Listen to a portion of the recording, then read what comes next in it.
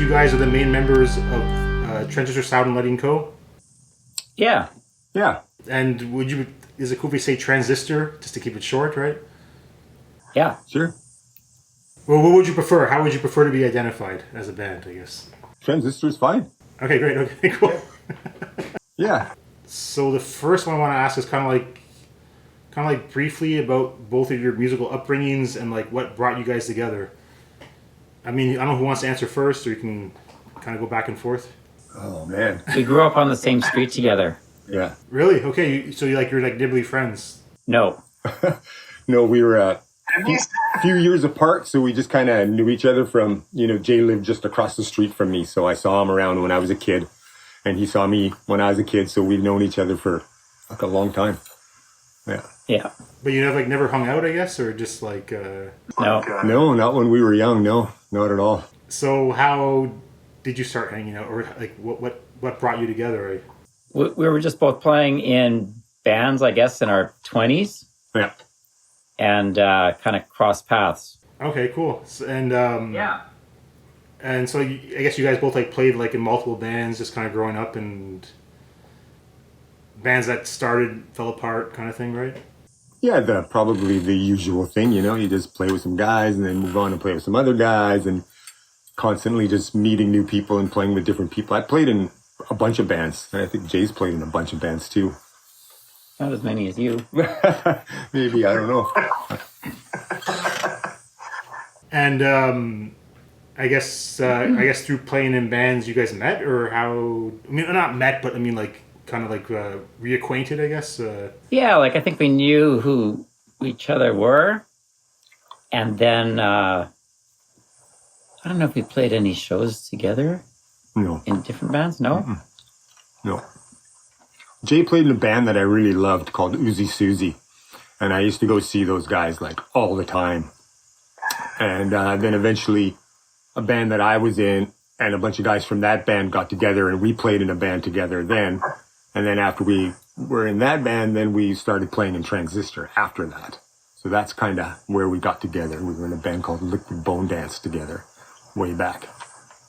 Liquid Bone Dance? Yeah. Okay. Do you have fond memories of that band?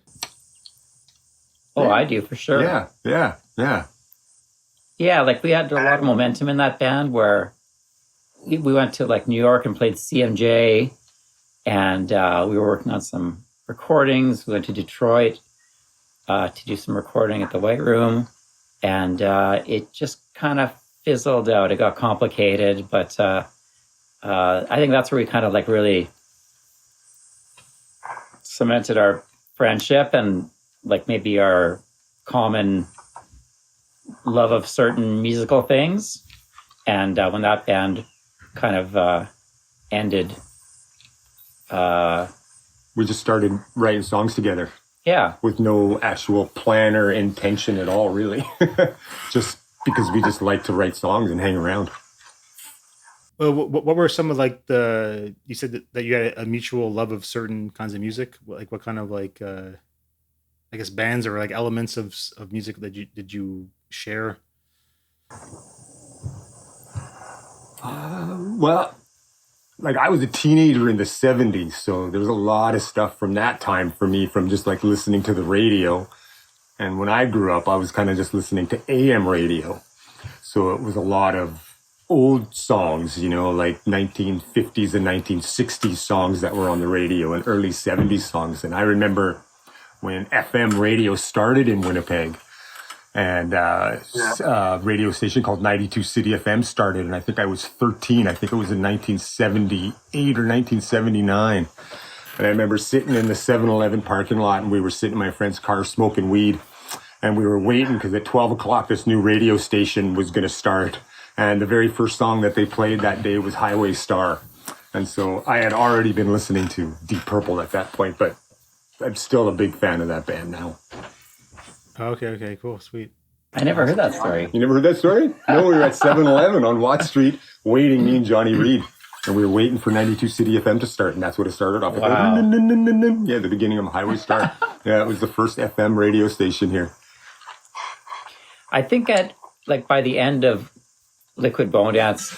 It was a fairly, it was like a contemporary rock sound of that day. Bands like Faith No More and help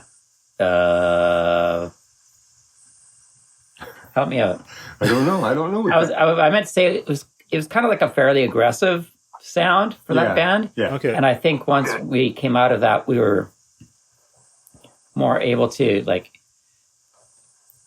work with like prettier melodies and more dynamics in a sound as opposed to just a really heavy-handed rock sound. Well, in that band, what were both your duties? I played bass, and Jay played guitar. Okay. And sang backups. Okay. And then I guess the band dissolved, and you're like, all right, you kind of started writing together? Yeah, I think we just kind of continued. We just wanted to hang out some more and do music. So it wasn't a very super intentional plan. It was just like, what are you doing now? The band's over. No, nothing. You weren't still living across the street from each other, were you at that point? No. Okay. No, not at this point. Actually, though, we did live when you lived on. We lived fairly close. We lived about a block away from each other. We could walk to each other's house. Yeah. At that point. Okay, so like, what year do you think that was when you started, like, I guess the roots? I would say like 93,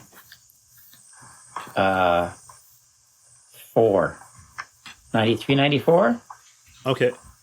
It was just a really exciting time for me anyways. In the city, there was a legendary kind of dive venue called the Royal Albert that I was just going and seeing like lots of great music and there, and just kind of wanted to be a part of it really bad, and felt kind of free of the constraints of whatever their previous band was. And I just remember booking a show, and I phoned Dino up and I said, do you want to play a show?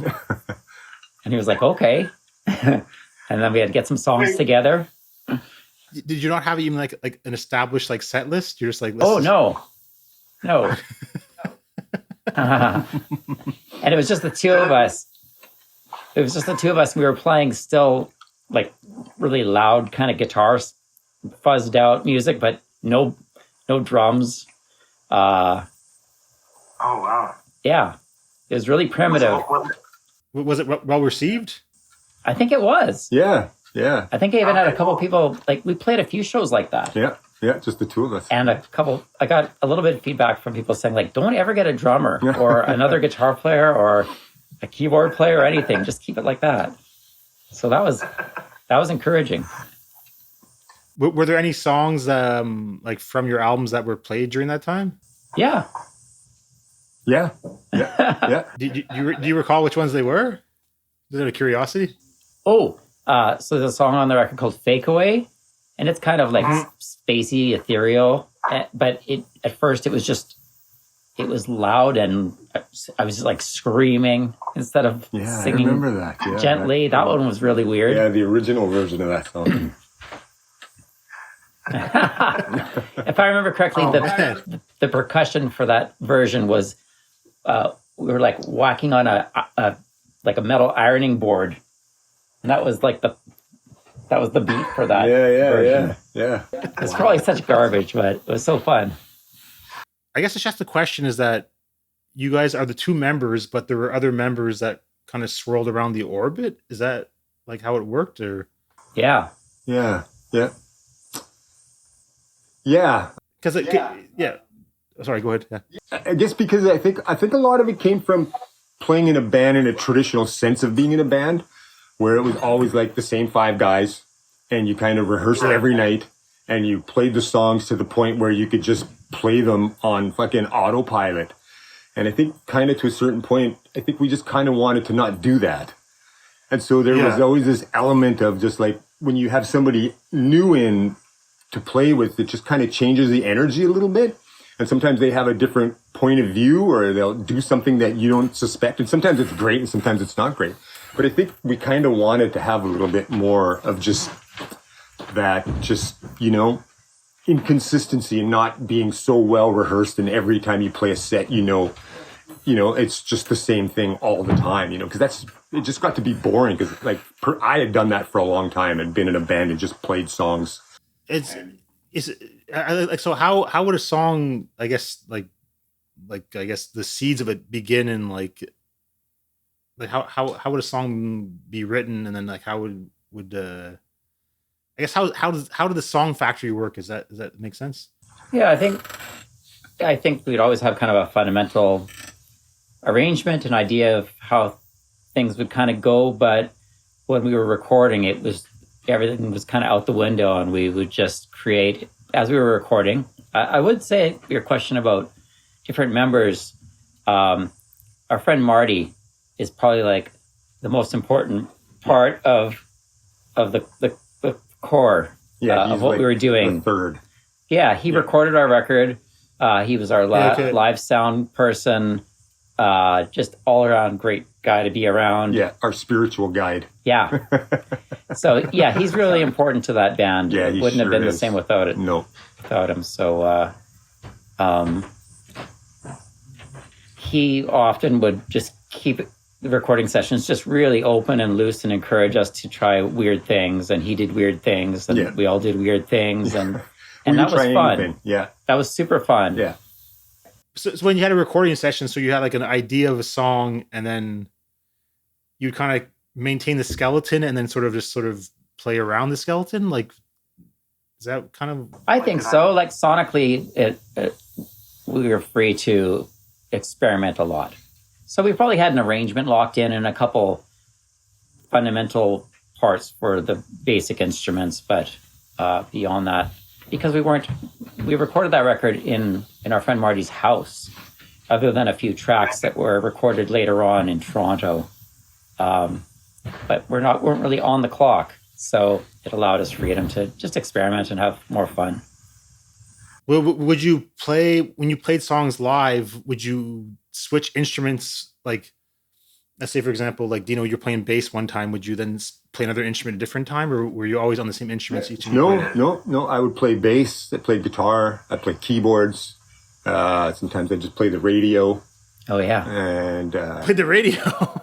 Yeah, we had this. Well, Jay had this radio, and it had a 1/4-inch out on it, so you could actually play it through the amp. So I would sometimes we'd be in some random city, and a lot of times CBC would be really great with classical music. And sometimes I'd just kind of dial that in, and then we would play the song with the radio being played in the background, right? Or sometimes we would use it just on the off station, just on the static, and just and we would use it like that too, right? I don't know if you remember this. We played the Albert once, and I found a test record, like a test tone record. I remember that. And I brought a portable turntable and put on the test tone record, so it would just be a series of frequencies and sounds, and we somehow used that in the middle of the music somehow. I can't remember how, but I hadn't thought about it until you just said that. Yeah.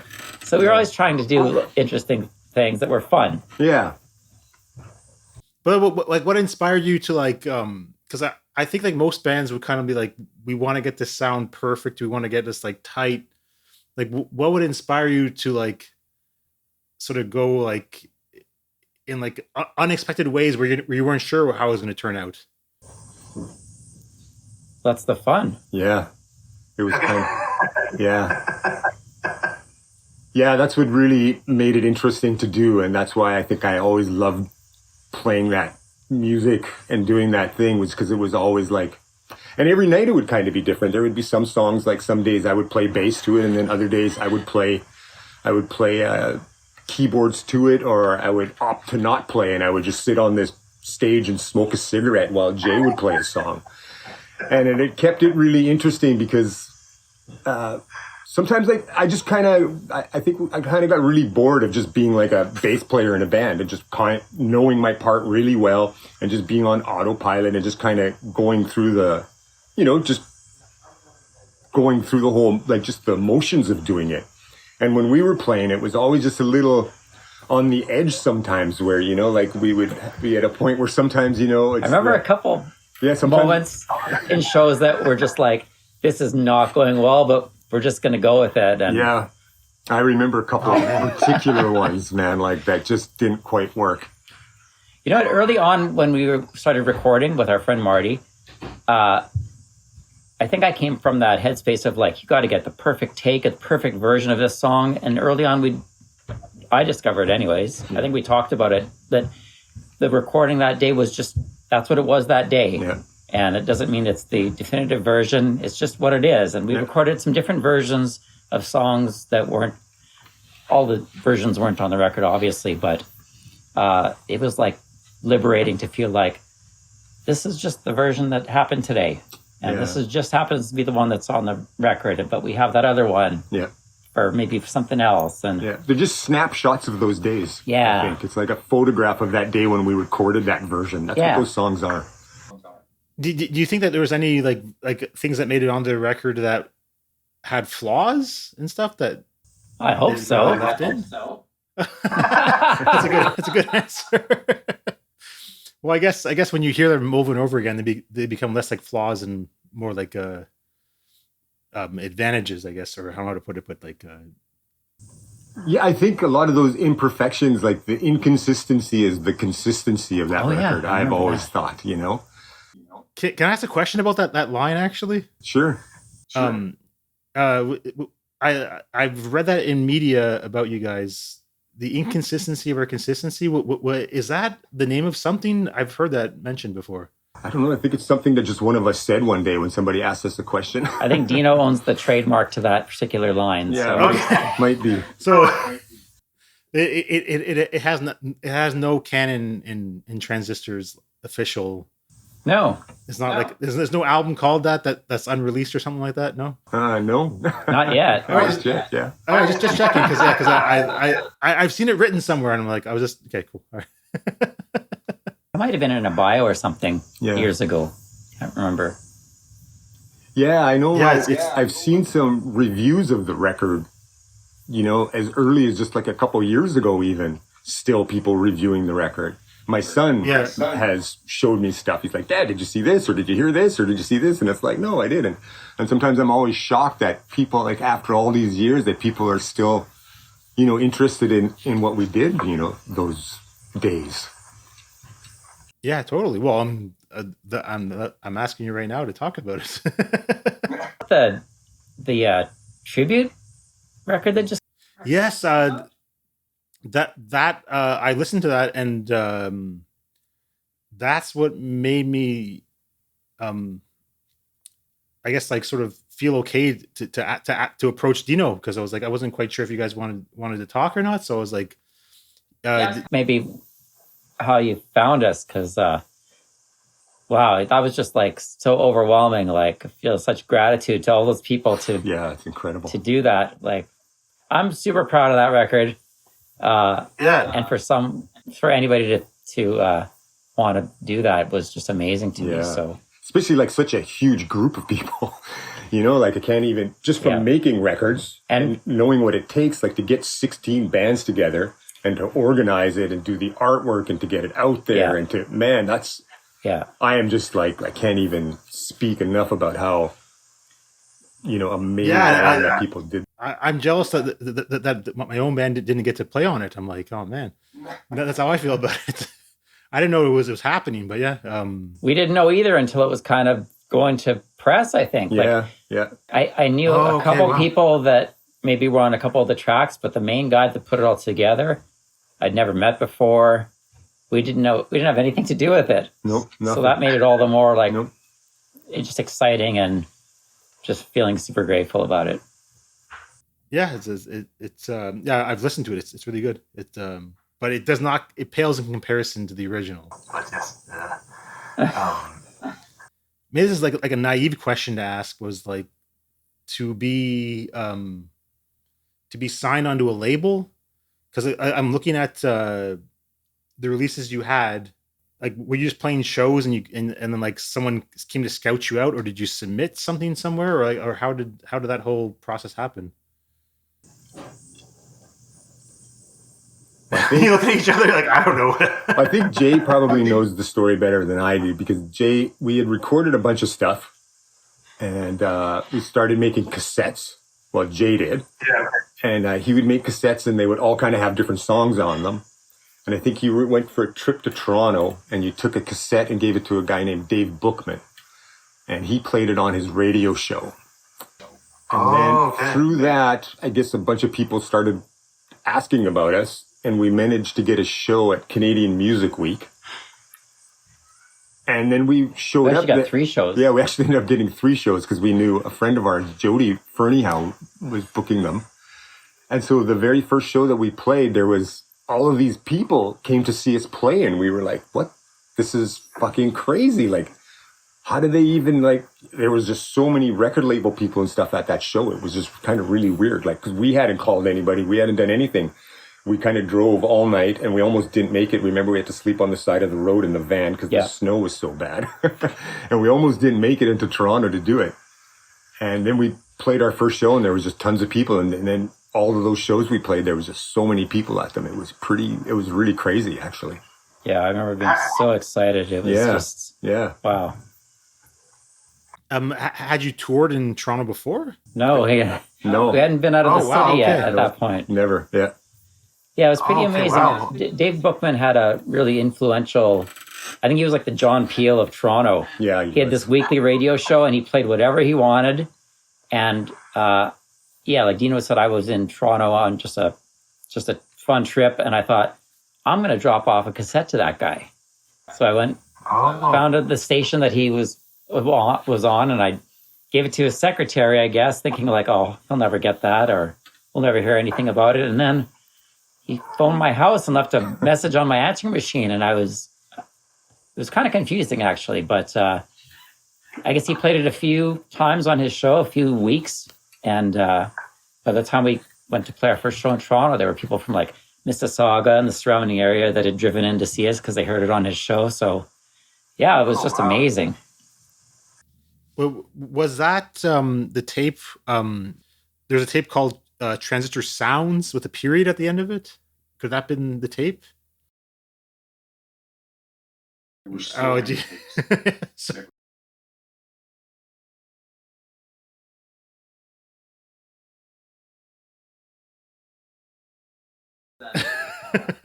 These are the albums that I could find like for sale on the internet right now. So there could be a lot more than that, but the cassettes are on sale.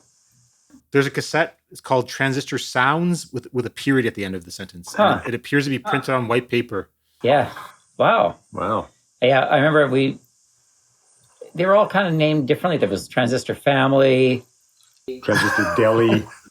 There was a bunch. Yeah, again, it was just like stepping out of that locked-in band situation to like, let's record however we want, and we'll like, I kind of like this name, but we'll do some variations on it. That'll be fun, and we'll record different cassettes with different compilations, and it was just fun all the time for us. Yeah. On those tapes, were there like were the songs like varying a lot? Like each tape have its own different like batch of songs, or were like kind of songs repeating? I probably did like a handful at a time that would have been like similar, maybe. But it was just, and a lot of them had like weird segues and stuff in between tracks. Yeah. That was all fun to do too, because they weren't the same. Yeah. And we used to cut the J cards out of like old cereal boxes, and man, it was just like arts and crafts 101. It was so fun. Yeah, we used to just hang around and make stuff. I guess you were approached by the company Vic, V-I-K, Vic, right? Yeah. And that was the BMG music group, and they actually launched the Vic label. I think was part of it. Was like a label under the BMG company that was active, I think, years and years previous to that, and then they resurrected it for not specifically for us, but for some bands that they were trying to like feature at that time that we were with them. So, okay, yeah. And were you excited about the prospects, or how did you feel about that?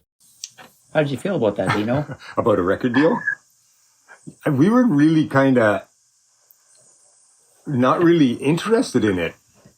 Really? Yeah, I mean, I remember Jane and I kind of really had to kind of think about it a lot and talked about it quite a bit, because when we were, that goes back to kind of everything from the beginning, is like when we were in Liquid Bone Dance, it seemed to be like the really focus of that band was, we're going to do this, we're going to write songs, we're going to record great shit, we're going to work, and we're going to get a record deal. And we were so focused on it.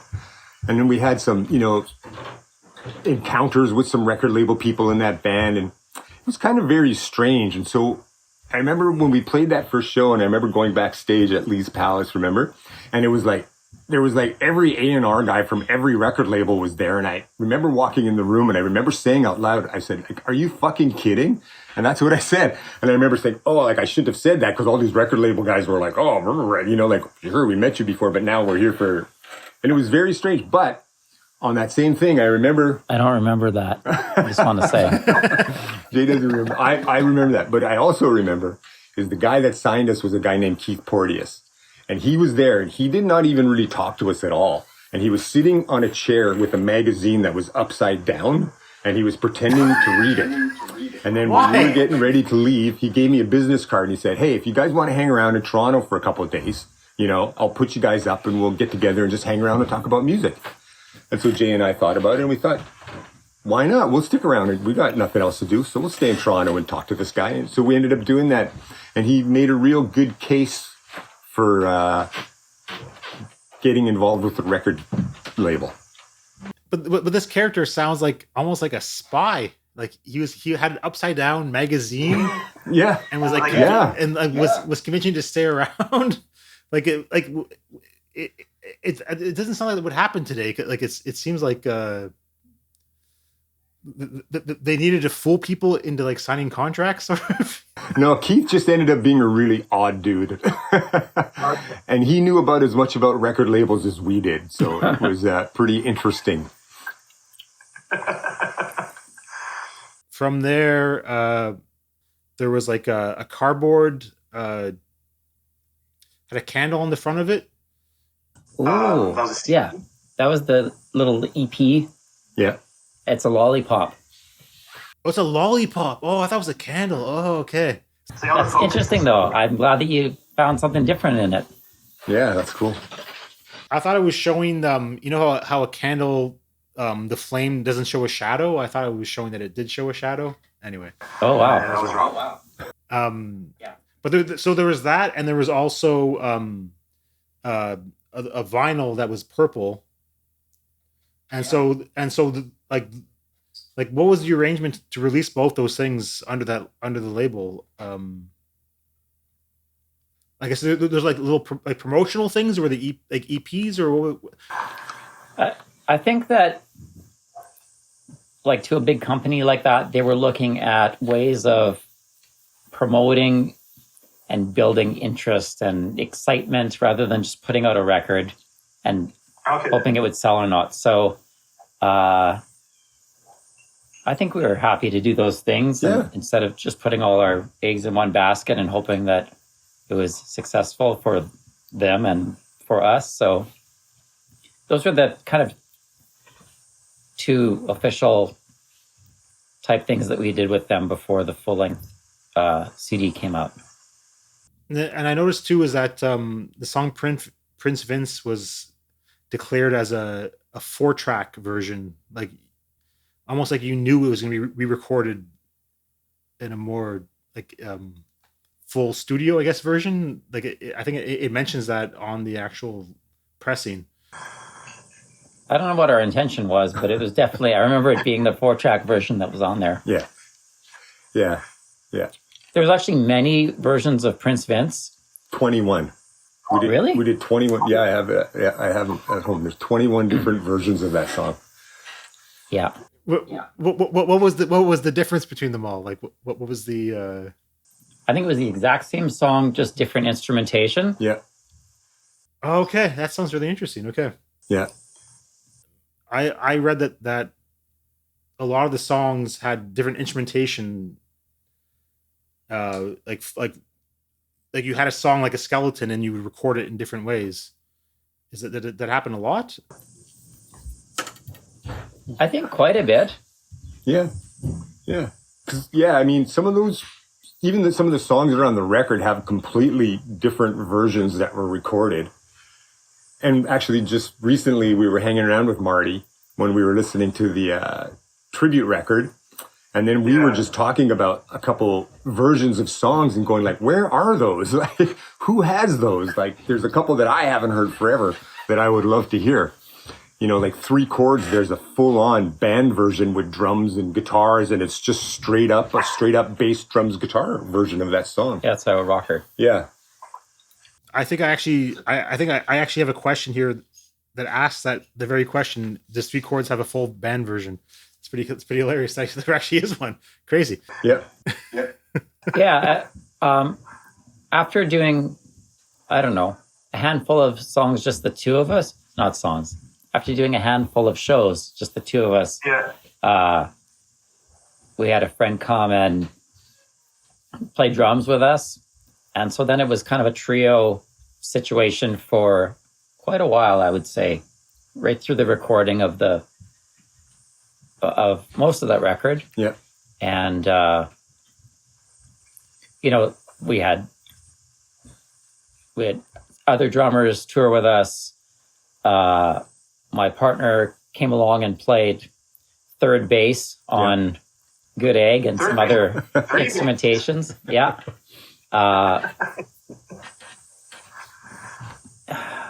And then when we at our CD release show that we had in town here, we had everybody that had been involved in whatever degree join us on stage for whatever songs they were involved in. And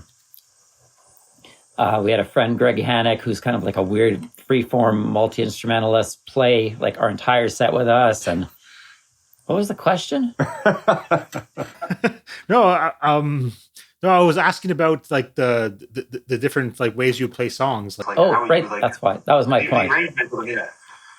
Yeah, and whenever there was shows or tours, it was kind of like, who's available? Who wants to come? Kind of thing. Yeah. And what do you want to do if you come play with us? Kind of thing. So. Yeah. But was there any kind of concern that like if you're inviting all these people in, if they would actually know the song, they're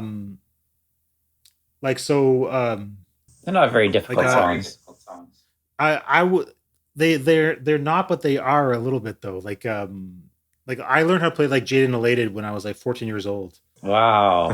And then I went on YouTube a few days ago and I saw a live video of it, and I realized there's a lot more going on. Like it's not A D back and forth.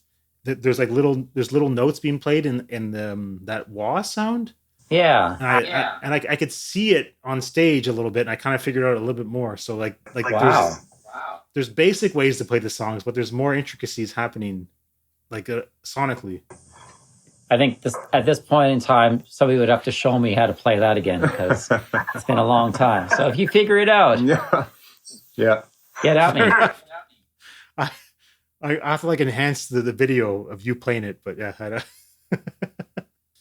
I read a Vice article with you, Jay, about the album, and you had said that like the label wanted you guys to like slow things down. Like you wanted to release an album like quicker. Does that sound familiar? Maybe. Yeah. And they were like, no, like just wait a few years or something. Is that like what? Can you explain that a bit better? Like as like they were hoping to kind of like drag out the hype, I guess, or I don't know if it's drag it out, but I think big companies have a way of doing things, and they take their time to maximize the potential of turning a good profit. So,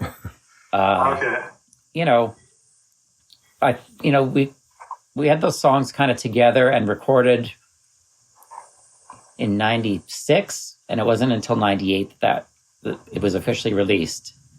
So, they're on just a different timeline because they're making decisions based on profitability, right? I guess maybe that's where. Sorry? So I was just saying, like that's 2 years that you had to wait. Yeah. Yeah. Which was a killer. That was very hard because we were ready to just, like, our plan was, and I think the intention that I always kind of thought when Keith was talking to us about it was that we would be able to get our record out.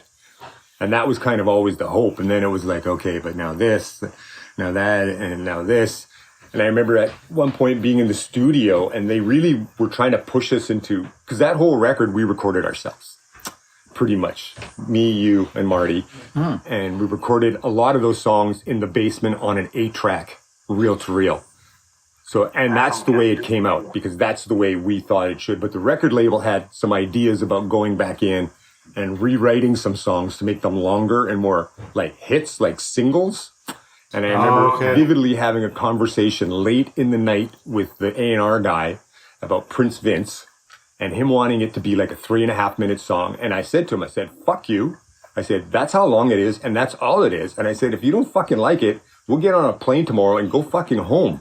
I said, because it's like, we just want to put this record out just like this. And like, we'll write more songs. We'll write songs for the next record. Like, let's just let this stuff be. I'm very curious as to what was their plan to extend it, like add a guitar solo in it or something? Like, what were they going to do? We didn't even get that far. No, we just shut him down. We just shut him down and was just like, no, we are not doing that. You know what? I think when we met those people, we knew that it was going to be like an experiment in getting our music out to more people to hear it. We knew that there was going to be some give and take, and we were curious in kind of going forward and just seeing what we could do within that kind of scenario. So I think their intentions were a little bit more in line with ours when we first met. But then, of course, as time passes and there's more cooks in the kitchen, they want to try and, like, again, just make it as profitable as possible. And so a lot of early conversations seem to kind of go out the window at some point. And it took a lot to be strong and make sure that it came out as we originally recorded it, kind of as we were promised that it would from the beginning. Yeah. You know, it obviously doesn't sound like a really produced studio record. It kind of is what it is. And it was more important for us to like maintain that than to put out that perfect version of whatever it was going to be. So That would have been something else. That record is what that record is. But were you not like, did you not have like a bit of like anxiety about like putting your foot down? About what? Putting your foot down? No, I never did. Dino was the bad cop, so I'll let him answer that question.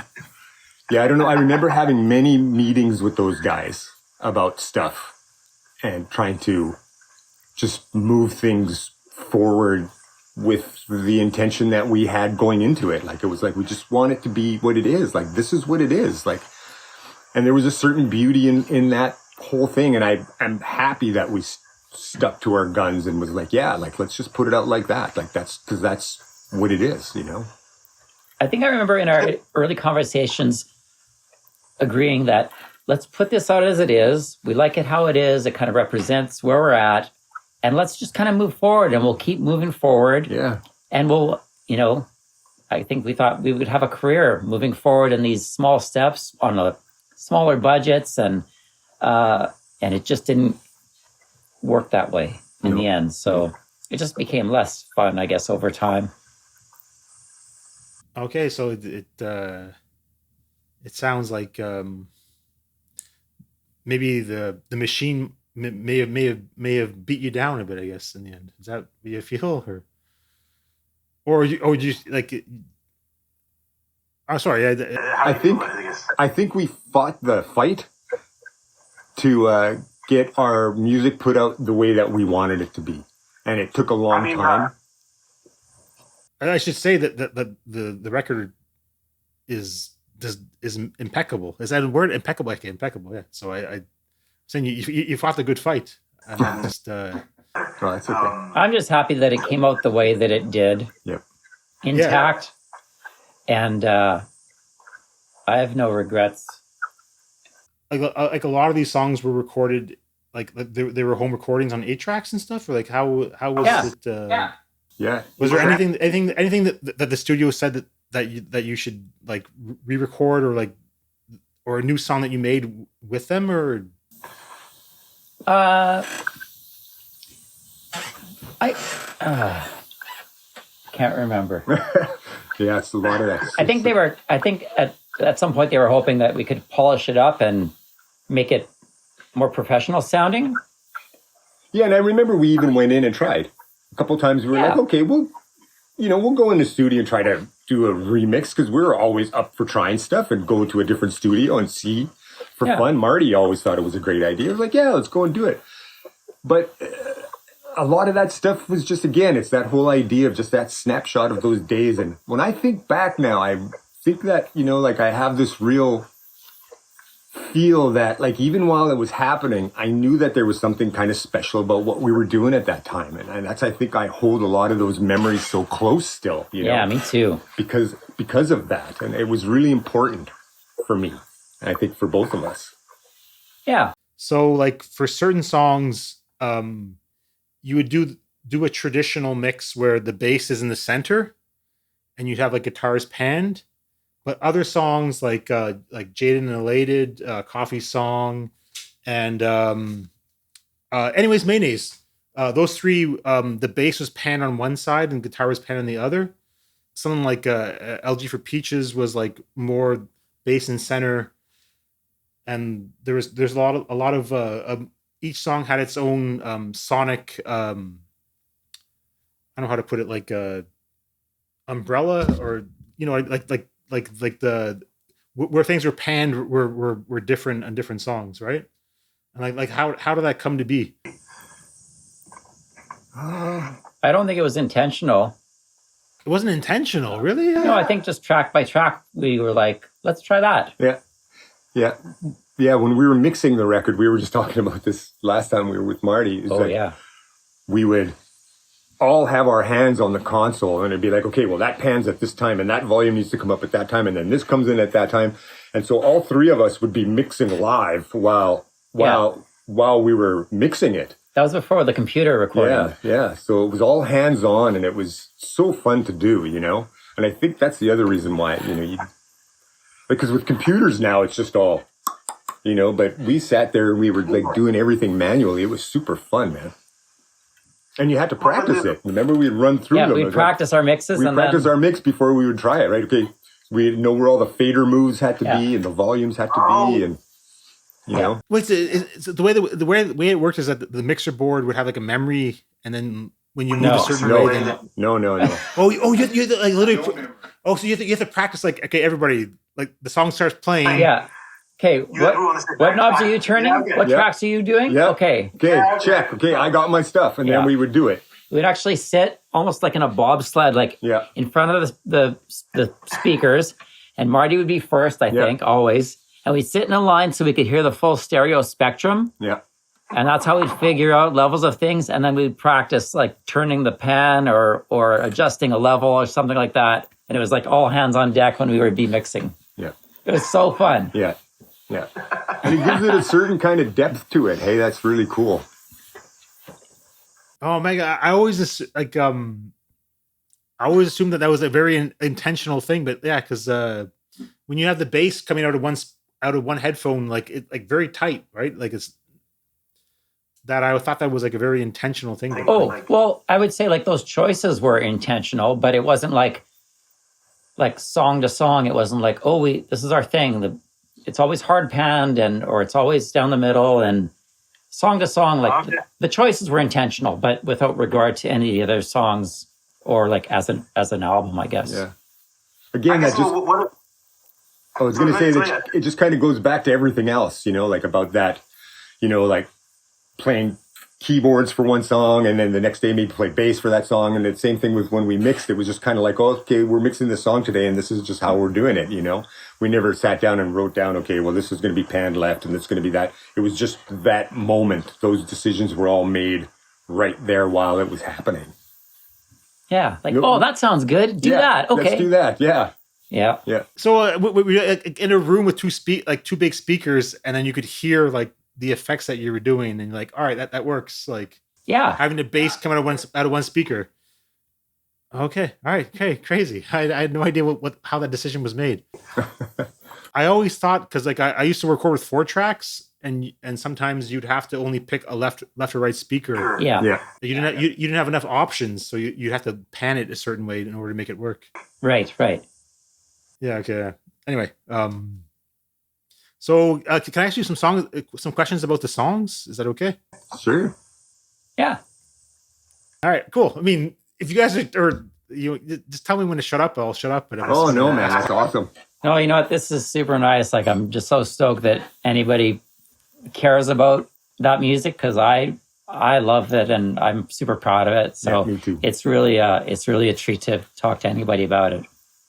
Oh, cool. That's awesome. I'm super excited that you guys agreed to do this. This is awesome. Yeah. Just to hear the insights about anything was like is interesting. Yeah. This just to reiterate, there was never an album called Consistency or Inconsistency. That never existed. No. All right. Someone thinks that out in the world. Not me, but they asked me about it at some point. That's interesting. Interesting. Yeah. And I should just ask this out of the way, is that the first demo tape is called Transistor Sounds with a period. Then it changed to Transistor with an E, and then in small font, Sound and Lighting Co. And then the final album has the whole thing written out.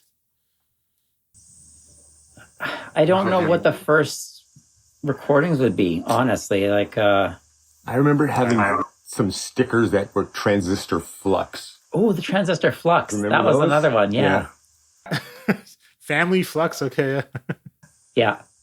I'm not sure. There wasn't really like the first demo or the second demo. It was just a big, it was just kind of an ongoing process of just dubbing songs in different versions. And we sold some at shows, and we played. There's a great outdoor music festival here called Core Fest that no longer exists, but it was just lots of great independent artists. And I remember making a whole bunch for that event.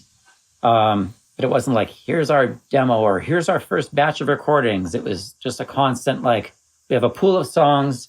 Let's make a tape. We'll do this one and that song and this song. And then I'll record a little bit of like my cat meowing in between songs. And yeah, until you get to like the BMG cardboard EP, and then that 7-inch record, and then the CD, there's really no sequence of releases before that.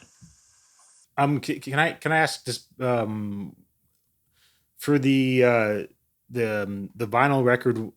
Why was it made note of that Prince Vince was a 4-track version? Do you remember why? Like it was the same song, but just recorded and I guess a different quality. Yeah, sonically it's a little different. Yeah. It's a different version, though, right? Than that. Well, I don't know. I think it is. I don't think it's like different recording. Yeah, I think it's a different version than the record version. Yeah, it's different. It sounds different, but it's like, yeah, I guess there's less, I don't know, microphones and sound quality. It wasn't as good. Yeah, I think the arrangement would be the same, and obviously the lyrics are the same and the singing, but probably just a different recording session. Yeah. Okay. I thought it's kind of interesting that it was noted on it that it was a 4-track version. Right. It was kind of like, it was like,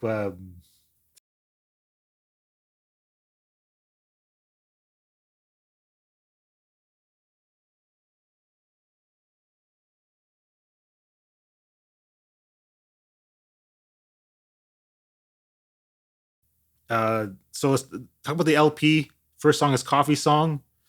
The first thing I got to ask, what I hear at the beginning of the song is flangibility is fuzz overtoned Sunny Lake music. Was I right, or do you remember? Flangibility.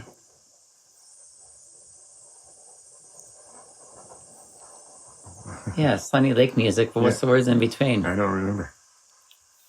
I thought it was fuzz overtoned, or was fuzz? I can't. Fuzz overtone like Sunny Lake music. Fungibility of the. I think it's of the. Yeah. So fungibility of that. Of the. Yeah, I think it's the of the. I'm not sure. And what does that mean?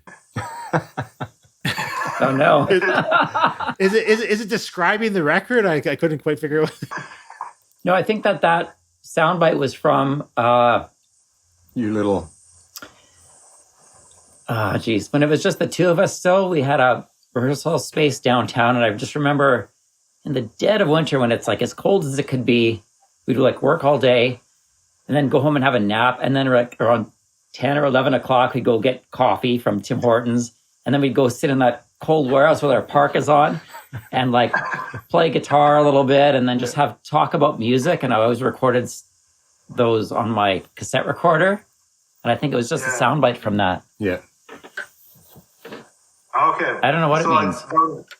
So it was like a casual conversation. It was not like intentional. No.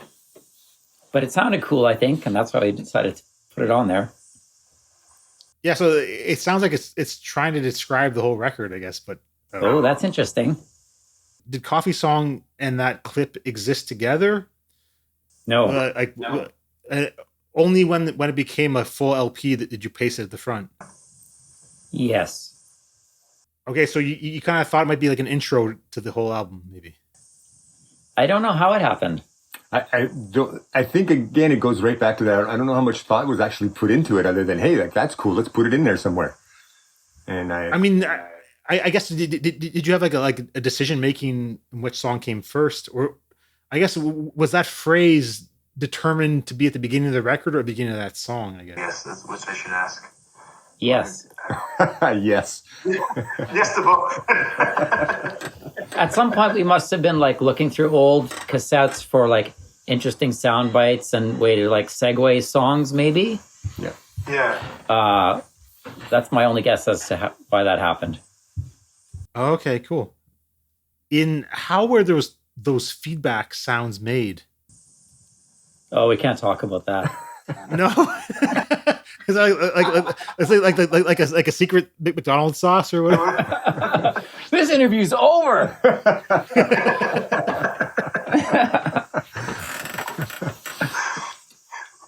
No, you don't have to. I mean, some of them sound very intentional, like they were well rehearsed. Like it wasn't just like a matter of just. No, sorry, maybe I'm hearing it wrong, but well rehearsed. I think the second chorus or something was like almost sounds like an atom bomb dropping. Woo! I remember that that feedback was recorded. I don't think it was recorded to the track at all. Nope. Oh, really? It was just a free form feedback. Yep. Kind of a soundscape that we thought should be in there. Yeah. Jay just went downstairs and we recorded him making feedback with his guitar. And it was that simple. It was kind of like, hey, you know what would be a good idea? And then Jay promptly went downstairs and that's what happened. Yeah, like I'm sure we edited it for the verses. Yeah. And then just unmuted it for the choruses. Yeah. But it wasn't rehearsed or anything. It was just totally just happened. I know what you mean, though. There's parts that seem like they're intentional for whatever was going on with the music, but that's just magic. Yeah, man. Yeah. Okay, it's luck. Okay. Yeah. I also had to ask, is Ryan H. a real person? Yes. I hope I don't dig up into too many wounds here. Can I ask who he is? He's an acquaintance. Okay. He's a great artist. Mm-hmm. I think he ended up moving to Los Angeles and like working for like Disney or something. Okay, well. He was a friend of a friend, but he was there for that lyric. Is he aware that of the lyric? I don't think so. You don't think so? I don't think Yeah, so. I wondered. Hey, I never even thought about that. So like the song Crayola, did it have multiple versions that had like a full band thing going on? No, No. that one was pretty consistent. I feel like maybe we did a version that didn't have the keyboard in it. That Moogie. I don't know if we did. Did every song have an alternate version? Well, like that one, I'm not sure that there is an alternate version. There might be some different mixes, but some more than others. Okay. Yeah. And when we say versions, it's generally the arrangement is generally the same. I don't really sing the melodies any differently. So it was, again, just experimenting with like how things sounded and how things would be mixed. I think that's where we had the most fun. I managed to hear a version of Sasparilla that was different than the album version. It was an acoustic. I think it had tambourine in it, maybe. So is that kind of like the idea that like sort of the arrangement was like a little bit different, but like not like the song didn't change. Like it didn't change as hugely. There exists a whole other version of that song that we played outside on Marty's porch. Oh yeah, we did some porch recordings. Yeah, and it was just we all sat outside on a sunny day and we just played it, kind of an acoustic kind of. Yeah. Yeah, and there's a version of that around somewhere. Maybe that's when I heard. Maybe it's not like there's a tambourine in it, maybe, or something. Yeah, there was some percussion stuff in it, and it's all acoustic. Yeah. Yeah. Okay, maybe that's what it was. Okay. Oh, okay. That's probably what that is. Yeah. With the song Prince Vince, so there was encouragement that they wanted you to extend that song and like make it into like the single. A single, yes, yeah. I think so. I think that's what they were thinking. I do remember a conversation with our A&R person that he wanted to use elements of all the different versions. Like Dino said, there was 21 versions. Yeah. He wanted to make one super version that just had like the best of every version. And we were like, but it's better that there's more to choose from, or I don't know. It was just we weren't interested in like into the super version. No. Well, I mean, were you using a metronome? No, that one was primarily played to that drum machine and that one keyboard. Yeah. Yeah. Yeah. Okay, so it has like a beat on that, like so I guess you could cut it up with that in mind, I guess maybe. No, because it comes in and out. The drums just kind of come in when it comes in and then it comes out. It's not like it runs through the whole song and we just mute it. It's kind of like it just gets turned on for those parts and then, because it's actually that drum loop comes off an old Radio Shack keyboard and it's just a loop in there. So you just manually push the button and it starts to play. Yeah, and again, like not recording on the computer, it was kind of like everything was just done analog. So it's all I'm sure old we school. recorded like a click track through the parts that it doesn't play through. I don't know. We never did. No? No, you would just play it. Like you just would nail it. And then I would just hit that and it just always seemed to work out. I don't know, man. Yeah. But I often find if you play a song enough, like over and over again, it kind of has its own internal metronome. I don't know if you ever found that before. Every kind of riff kind of just has its own natural movement, right? And if you just let it happen, it will naturally happen within degrees of that, I think. I know from just playing that. I think so. Yeah. Because sometimes when I record, I'll just play the guitar track and then I'll play the drums to the guitar track because my meter is better and that way I know the arrangement. And then I'll redo the guitar after. So okay. For Prince Vince, those are real drums happening in the song? It's all drum machine, yeah? Yeah, it's just a sample off an old realistic Radio Shack keyboard. That's all. And that, But it that gets signature- fuzzy. Yeah, and there's some distortion on it, but it's not real drums. And that dee. Yeah, it's all part of the pattern. Yeah, It was just a preset in this keyboard. yeah. And then you could push a button, and at a certain point, there's a button that you could push that would do a variation of the same pattern. So every once in a while, we would hit that just to kind of stir it up, right? That's how we do things. Okay, and there was a video of this song that like recently appeared online in the past like year and a half or so. Oh, really? I would love to see It exists that. now. Of this Yeah, so turning it- camera. Yeah, exactly. It's a turning Yeah. camera. Yeah. Yeah, we did that at our friend Rob's house. And what's the story behind that video? The label wanted us to do a video, and we had a friend named Derek Horn, and he made videos, and he was a friend of ours, so we thought we would do this video at our friend's house. Again, it's just like, we'll do it ourselves, right? Because we like to do things. So like, make a video, sure, we'll try that. And so we did it, and we made it for the label, and I think they took it to Much Music, and the people at Much Music said, yeah, no, it's making us feel nauseous watching it. And I personally thought that was awesome, but they never ended up really playing it. No, they had to replay it like at least once or twice. Yeah, I think they 'cause, played it a couple times, but they were just not a fan, really. like on the YouTube video, it shows like Much Music on the bottom. So Oh, someone wow. caught it. Oh, yeah, that's crazy. I'm sure we have a Like, copy of that somewhere.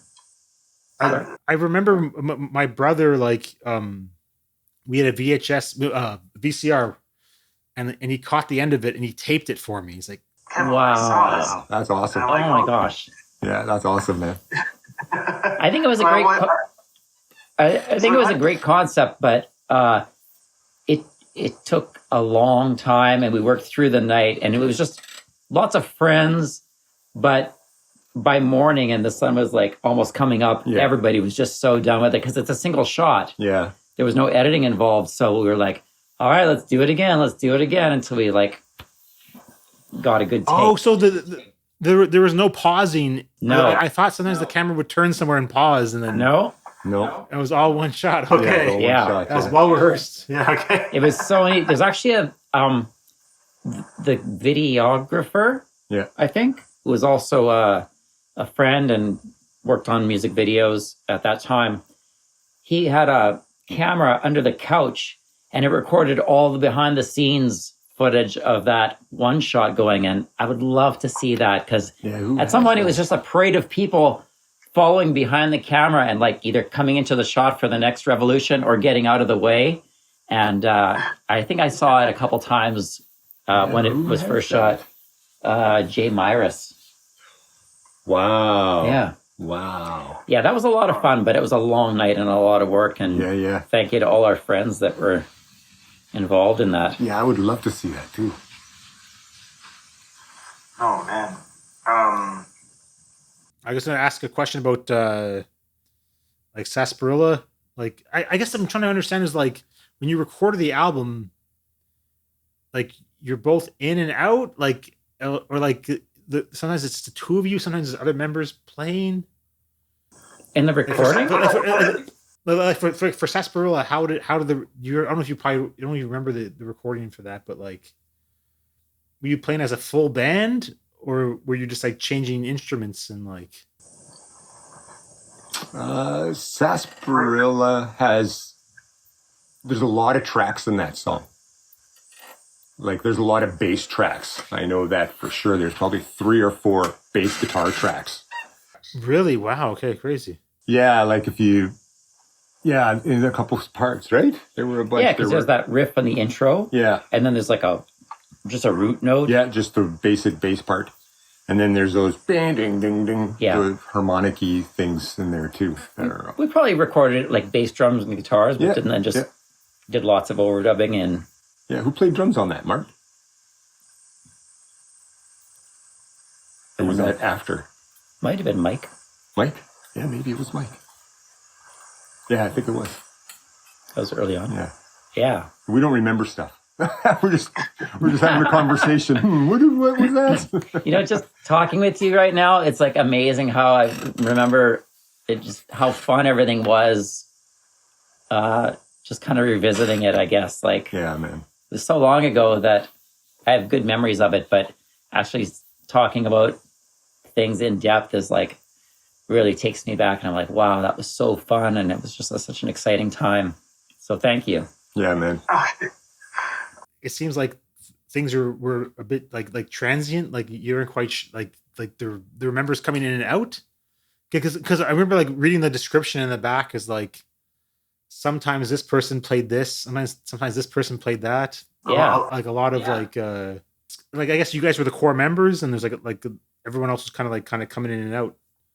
Yeah. Right way to put it. Yeah. Yeah.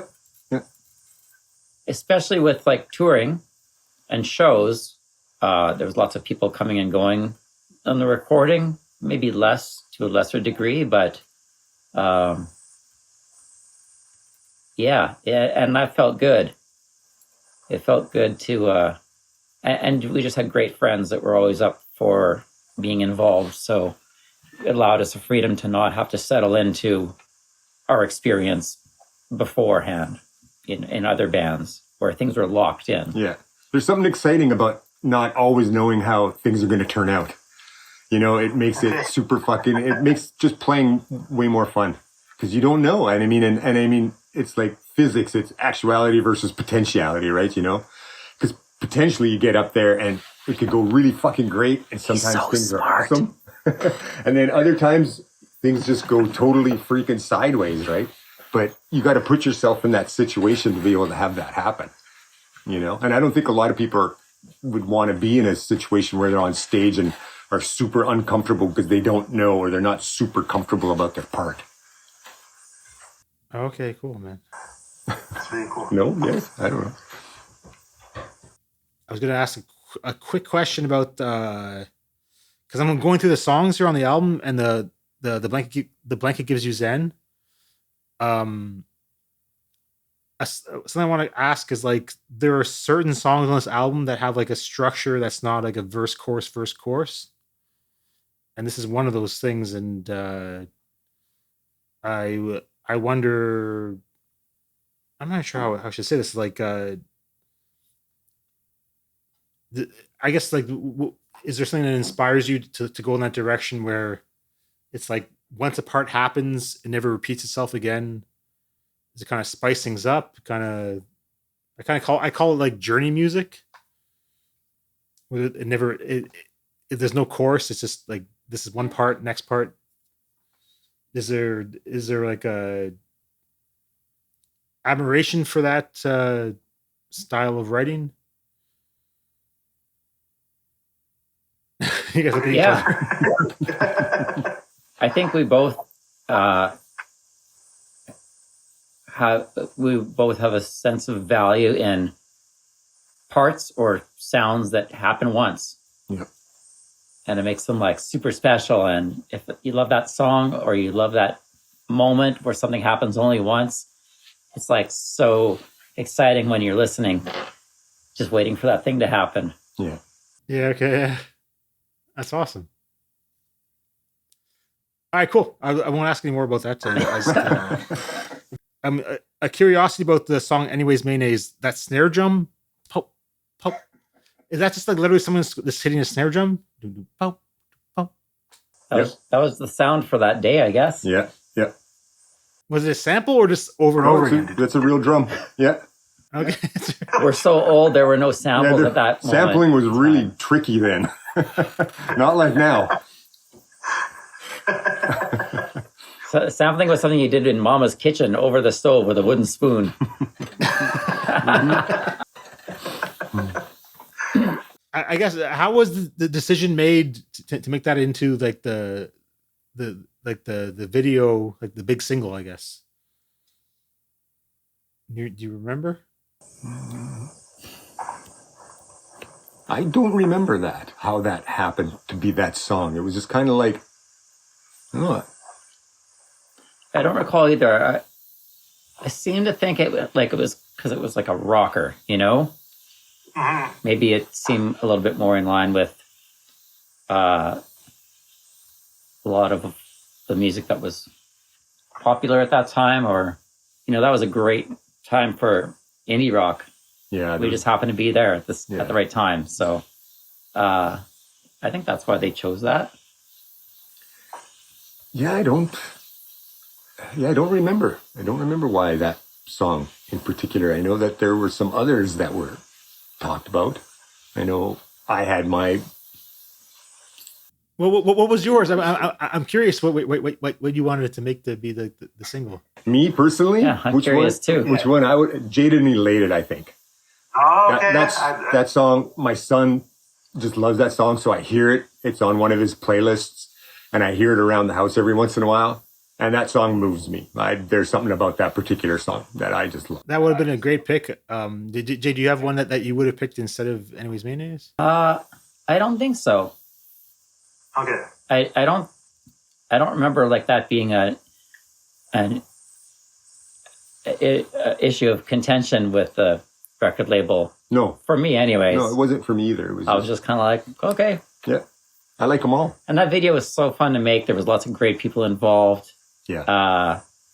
It was just weird. It was a good day. Yeah. It was a strange day, but it was strange and weird. And again, it was that sense of like not knowing how it was going to turn out. And we hadn't made a video like on that level before, I guess. There was lots of people involved. So so there was a bowling alley. Yeah. There was a was it pinball? What do we call it? Yeah, pinball. Was that the pet store real? No, that was a set. Yeah. They were all sets. Okay. The coffee shop. Everything was fake. Coffee shop was the bowling alley was real. The bowling alley was real, and the gym. And all those kids. But the gymnasium was in a high school. Yeah. With the high school band. But the coffee shop with the pinball machine and the old man sitting at the table, that was a set, and the pet shop was a set. And when we were throwing the balls that was a on set the racket court or whatever, that's a set. That was the hardest part of that show, is trying to get the ping pong balls to drop on the snare at the right time. And that took a long time, and it still wasn't working out right. They couldn't figure out how to do it. So I was the one throwing the balls. No. Yeah. Were you? Yeah, man. I was the one. Yeah. They were like, and everyone kept trying it. And then I got back there, and I don't know. I just, like anybody could have done it. I just happened to have been the guy that stepped up and made it and actually hit it. Appeared that they were dropping from like the sky, not I was throwing from, them an angle of over here. Yeah, I was throwing them over the plexiglass from about 15 feet away. I think at some point they were up on some kind of hoist and like hovering over it and dropping them, and no one could drop them in time. Yeah. That was a crazy thing. Whose idea was it to do the ping pong thing on the snare drum? I think it was Ulf. It could have been our director, producer? Yeah. Video dude guy.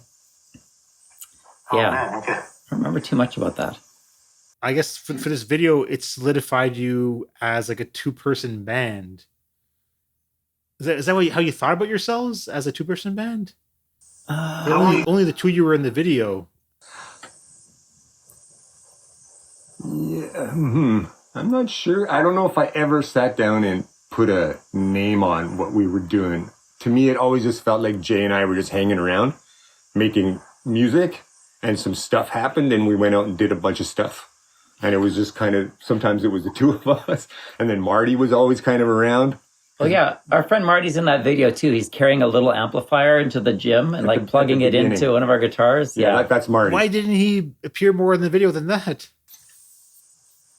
I think that he wanted to kind of, I got the impression he wanted to kind of represent his role. So that was him like showing up with an amp and then taking it, plugging our guitar into it, and then just walking off. Yeah. But also eating sandwiches on the bleachers after. Yeah. So, but in the actual the actual song, the recording of it, who was in the actual recording of the song? Jay and I and our friend Mark, and he played. He played in a band called the Harlots. With the Ballroom Zombies. And the Ballroom Zombies, yeah. He's a great drummer. Oh, he's such a great drummer, and he's the guy that mostly played on the record. And at the time when we recorded, we didn't have a band really. It was just Jay and I. And we asked Mark because we shared a rehearsal place with them. And so he helped us just when we were working on songs. So it was like, hey, we're going to record these songs. You want to come and play drums? And he did. And that's really how it happened. There was no plan, just like everything else we've been telling you. We had no plan. When Jay did the feedback, there was no plan. You know what I mean? When we made the video, we had no plan. Yeah. But did Mark like say like, can I be in the video, or you guys it didn't even come up? I guess. No, it never came up. I think like at that moment we weren't touring.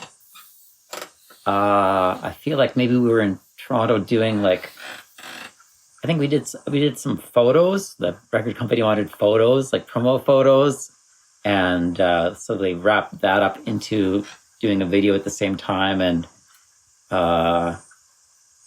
nobody really said like, where's the rest of the band? So I think we felt comfortable just going ahead like that because it was kind of like there were people coming and going. I think that in hindsight, it was safe to just have two of us and Marty around for that. Yeah, because the three of us did all of that stuff together. Yeah. Yeah. I'll get to the songs, but I'm good. I have like a quick question about Planet Sweetness that I always thought in my head was that chocolate water is the opposite of vanilla ice. Whoa! Wow! Is that on purpose, or is this coincidental? Totally coincidental. I'd never heard that. Wow! So thank you for that. Yeah, I never thought of that before. So it had no more meaning than that. Okay, all right. Shout out Vanilla Ice. I thought it was your response to Vanilla Ice Baby, perhaps. No. See, isn't that magic? Look at that. Yeah. That's another song for me that moves me. I love that one. Yeah. I love that one. I covered it myself at one point. Actually. Wow. Send us your version. Yeah, I would love to hear it. Oh man, it was like I was like 14 years old when I covered it. It was like a punk rock version. All right, I want to hear it. If I can find it, I'll send it to you. Yeah. Do it. I'll man, I haven't heard it in years, but if I can find it, I will gladly send it to you. I'm wondering where it even is.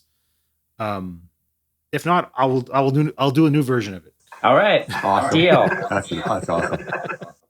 I will recreate it the way I remember how it went, because it was just like punk rock drums. Anyway, and the song "House Asleep," was there multiple basses recorded in like panned left to right? I don't know if you guys remember that or not, but it sounds like a very stereo sound on the bass. Yeah, I think there's multiple basses on that. Yeah? I think so. I don't remember. I think that was one of the songs that we recorded in Toronto just before sequencing the record and putting it all together. That one wasn't done in Winnipeg here. Yeah, okay, so like certain songs were like 8-track recordings, and certain songs were done in the studio. I think like everything except Elegy for Peaches? Elegy for Peaches, House of Sleep. Yeah. I feel like there's one more. We're done in Toronto at a studio. Proletariat Rant, maybe? No. Okay. Maybe just those two. Yeah, I think just those two. Okay. Yeah. There's a lyric in House of Sleep that I have a theory about. Okay. Hear me out for a second. Yeah. Let's hear it. Underneath the stove, there's a treat for you, but you're not supposed to go there. Yeah. I always thought it was about a dog. Like a dog shouldn't be getting to that spot around the stove.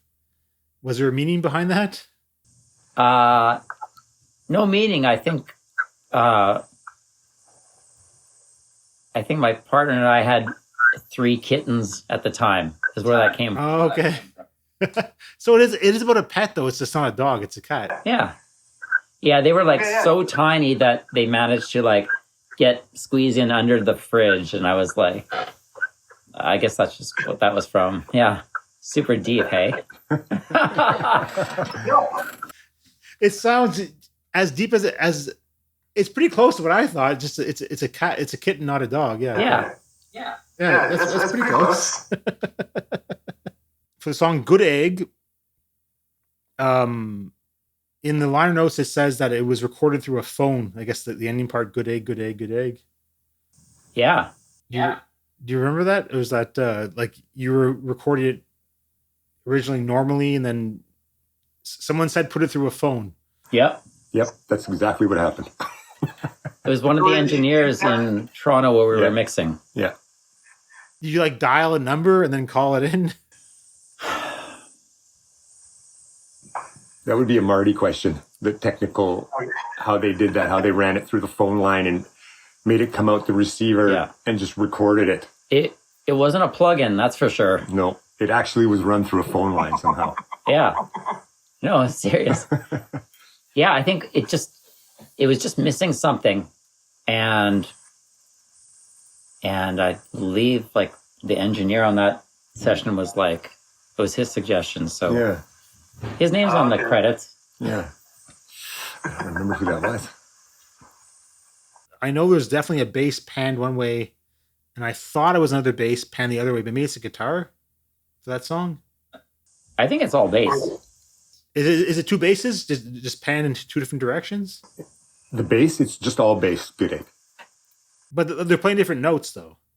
At the beginning, I mean, there's two just different bass lines at the beginning. Yeah, exactly. Yeah. Okay. Yeah. So I always thought it was a bass when I re-listened to it like recently. I'm like, is that a guitar on one side? But No, it's bass. so did you guys remember how you made that? Like these two dueling basses?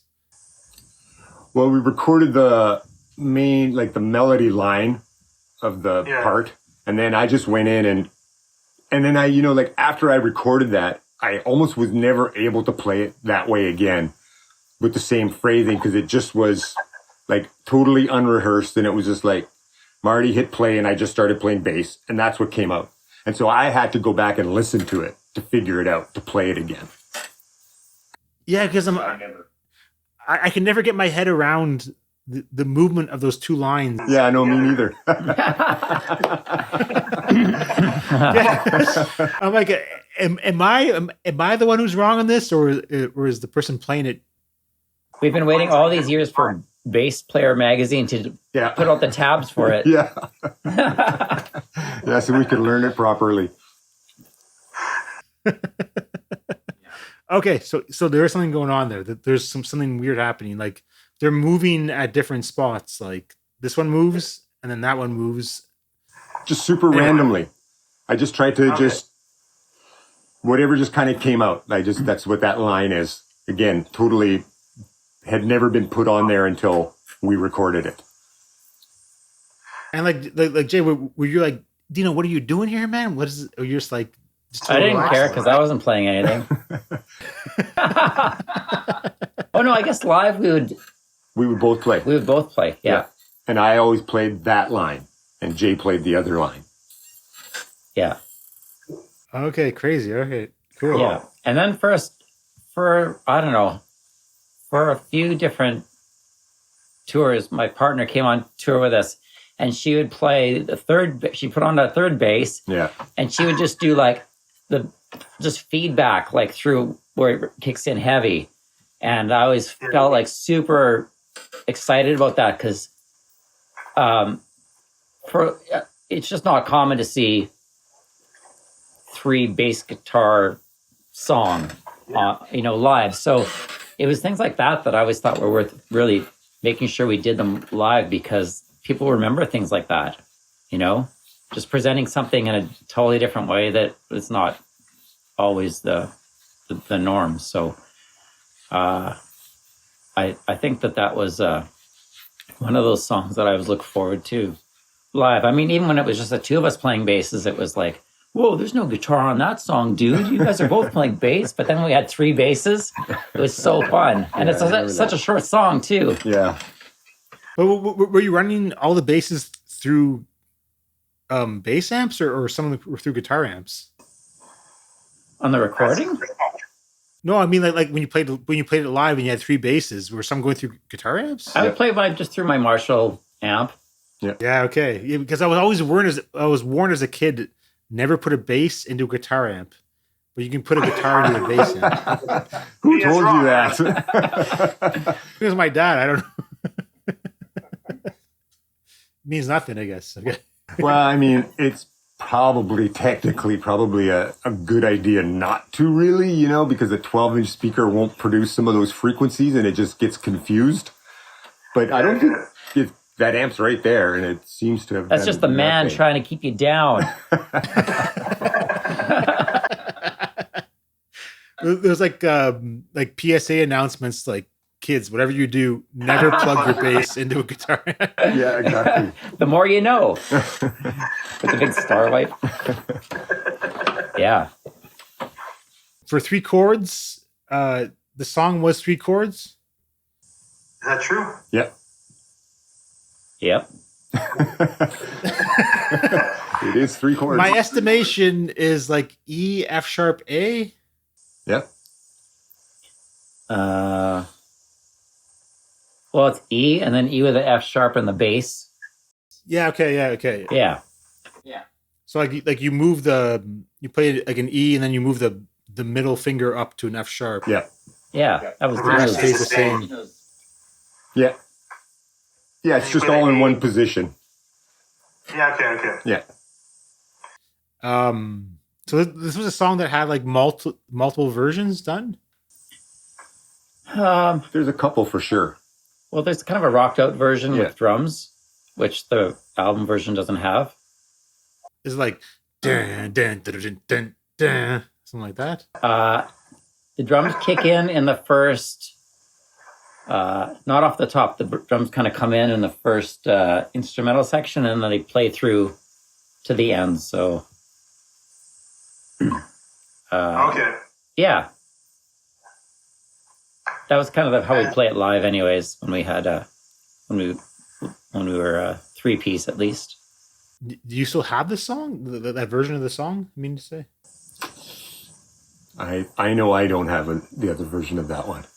No. No, I don't have that. Everything's kind of in storage, I think. Marty might have a master. Marty might have it. List, but yeah, it exists somewhere. Yeah. Everything's somewhere. It's all somewhere. Marty's got a lot of stuff.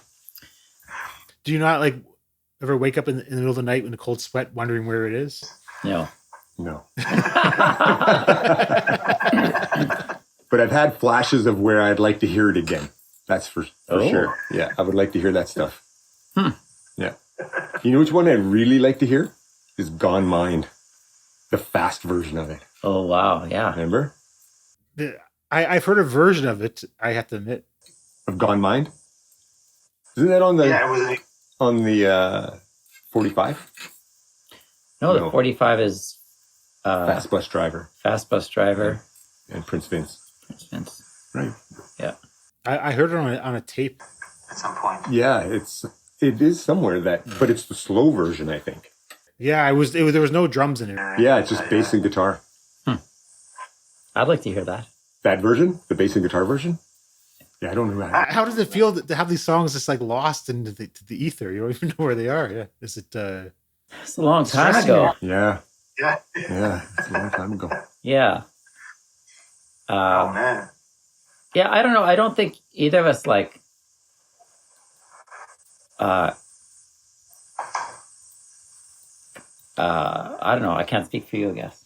I don't as much as proud as I am as of that band and all those recordings, like the extra merch that's left behind and maybe DAT tapes and stuff. It's just kind of in storage. Like I don't listen to it, and it's not really readily accessible in my house. So, yeah, that's why sometimes it's hard for me to remember exactly about the recordings. And, I think we just kind of, we move forward and onward and upward. Okay.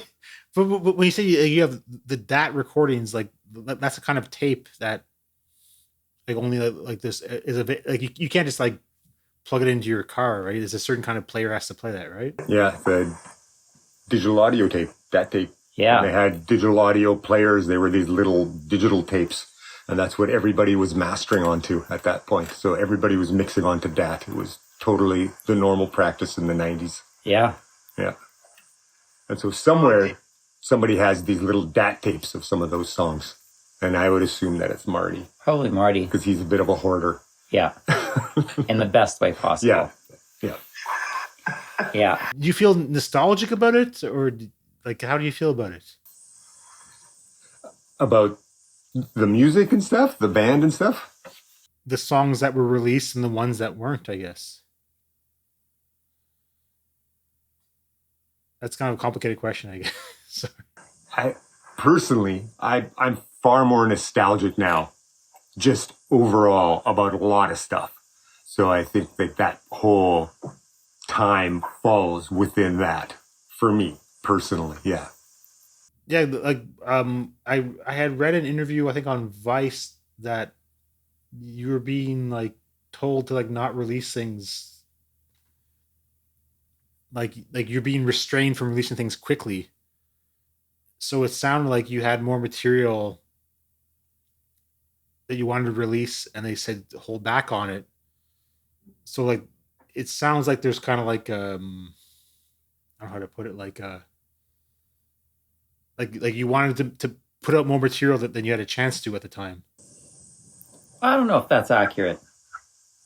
I think there was lots of recordings and alternate mixes that we really had fun doing.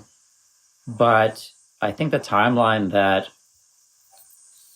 we were on to finally have the CD released really slowed us down.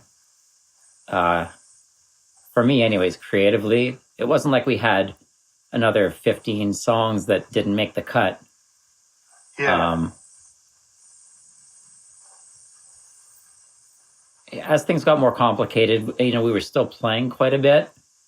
And so it was more, I just remember long stretches of like playing shows and waiting and doing some mixing and then waiting. And yeah, I wouldn't say there's like a whole lot of extra songs that didn't make it. But we did at a certain point started recording a bunch of songs to make like the next record. Yeah. So there is like a handful of songs that are, like 90% completed that were always intended to be released that no one except for me and Jay and maybe my son have heard. Well, why weren't they released? I guess was it? It was after the CD came out, I guess, and I think we were just kind of tired of playing those songs, and things we just kind of brought everything to a grinding halt, and we just needed some time to figure out what was going to happen. So that would have been the next phase, I guess. Something I have to ask about three chords just really quickly is that on one speaker there was a distorted guitar that was going in and out really quickly. Is there any memory about like the decision to do that on on that speaker? Was that tremolo fuzzy guitar? That was bass. Oh, That's all bass. That fuzzy tremolo thing, that's bass, yeah. It was like cutting in and out, like it sounded like the panner was the actual, it was cutting in and out, yeah. was that just like a tremolo pedal? It was through your amp, I think. Oh, maybe through the fender. Yeah, through the little fender on the trem, just with distortion, and that was just bass. And it's kind of out of time. Yeah. Yeah. Yeah, that was a good sound. Yeah. Did someone physically go up and down? No, it was an amplifier tremolo's like vibrato setting. Oh, okay, it was okay. Oh, okay. And then I noticed that Elegy for Peaches was not included on any of the other albums Was that one a late recording? Yeah. Was it recorded? Was it recorded like in the studio? Like it sounds like it's a bit different of a sound. Yeah, it was recorded in Toronto at one of the studios that we were. Presence? Is that where we were? Okay. Ian Blurton's place there? Patch Punch? Is that where we recorded that one? Might be. I don't know if that's a studio anymore. There was a couple different studios that we were in Toronto as things were kind of like wrapping up for that final sequence of songs that would make it onto the CD. So like you're like living in Toronto, like at a hotel or something, or how did that work? Yeah. Yeah, that's pretty much it. Exactly. Yeah. Was it fun? You like be in a hotel room and like go to a studio the next day? I remember it being fun to a point. It was kind of neat, like waking up and you're in a different city and, we got to go to work. We're going to get this record made or get the artwork finalized or, there was always something to do. It just made sense to be there than trying to make decisions and meet with people like from here. So it was good for a while until it wasn't. Yeah. I always liked it there. I like Toronto a lot. Yeah.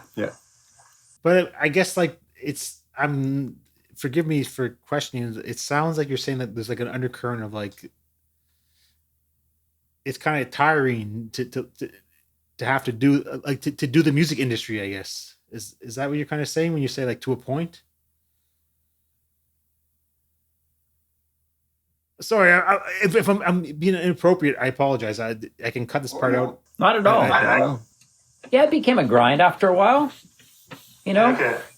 We were trying to still maintain kind of the looseness of how we were doing things and hopefully maintain that freedom kind of right to the end. But again, you're compromising because you're working with others, trying to like, everybody has the same goal to like release music out into the world. It was just kind of trying to cooperate and do that in a way that everybody feels good about. Yeah, it was hard for us to work within the confines of how a big company like that operates. And just the reality of a record label for guys like Jay and I, with the way we wanted to do stuff, was just not done at a big label like that, really. And I think sometimes we didn't connect on what we wanted to do. Like, we didn't understand them and they didn't understand us at certain points. I kind of felt like that. I think that's the essence of the experiment. Yeah. The spirit of experiment when we first decided to try and make a record and put it out through that label, isn't the spirit of adventure, just see if it could be done. Yeah, it sounds a lot like you were like doing your thing and then someone like somebody else like sorry, how do I say this? You were caught the eye by somebody else and you're like, okay, we'll go along with this. And then like you were like, well, we want to keep doing our thing. Yeah. Is that kind of a good way to put it? Yeah. Yeah, that's like you weren't like vigorously exercising and trying to get their attention of labels, but somehow labels got the attention of you. You know what I mean? Like, and then you're like, okay, we'll do it. But is that a good way to put it? Yeah. And I think going in, we knew that there was going to be some give and take that would have to happen and some cooperation. Yeah, and we were kind of up for the challenge. Yeah, to try, like, in the spirit of everything that we were doing. It just seemed to be just another thing to try to do. To see how it worked out. Yeah. Oh man. Okay, so I'm sorry. I'm gonna try to get through these questions quickly. I apologize. I'm keeping you guys. No, it's all good. Thanks. No, I'm having a fun time. If you guys are like, best Friday night I've had in a long time. I was thinking about like you guys still know each other. Like you guys are like yeah. We're friends even. I'm sorry, I hope I'm not being like if you guys were like the members of Oasis, like you wouldn't be in the same room right now, you know what I mean? Oh God, no. Dino was like, I'm gonna go over to Jay's house right now. I'm like, oh my god, it's like Yeah. You know what? I miss Marty being here. He's kind of lived. He kind of after being like our guy when things kind of started to slow down for us. He met lots of other great people that we were touring with, like Hayden and By Divine Right, and just all these other Canadian bands, and went on to work with Sarah Harmer and Broken Social Scene and Stars. And he's involved in one way or another with all those people. And he still lives kind of not in Toronto anymore, but on the outskirts or in the outside of Toronto. So we had some great times when he did live here. We'd have lots of barbecues and go golfing and the hot tub at Marty's house. Yeah. So, what was the question? Yeah, we're all still friends. We keep in touch, and everybody's kind of just doing their things. That's awesome, man. Yeah. Yeah. Okay, so I'm gonna ask more questions about. I'm gonna go through all the songs. Let's ask some questions about them. Okay. Yeah. I might have some questions as well. All right, good, cool. Bring them to me, man. I'm not afraid. I can handle it. The song "Trampoline Delay." Well, first off, my understanding is that a trampoline delay is when you jump on a trampoline and you jump up, and then there's a bit of delay before you land. Is that correct, or maybe I'm wrong? I don't. That makes sense. I don't know if I was aware of that. Okay. I'm just guessing. I mean, a lot of it is just like putting words together that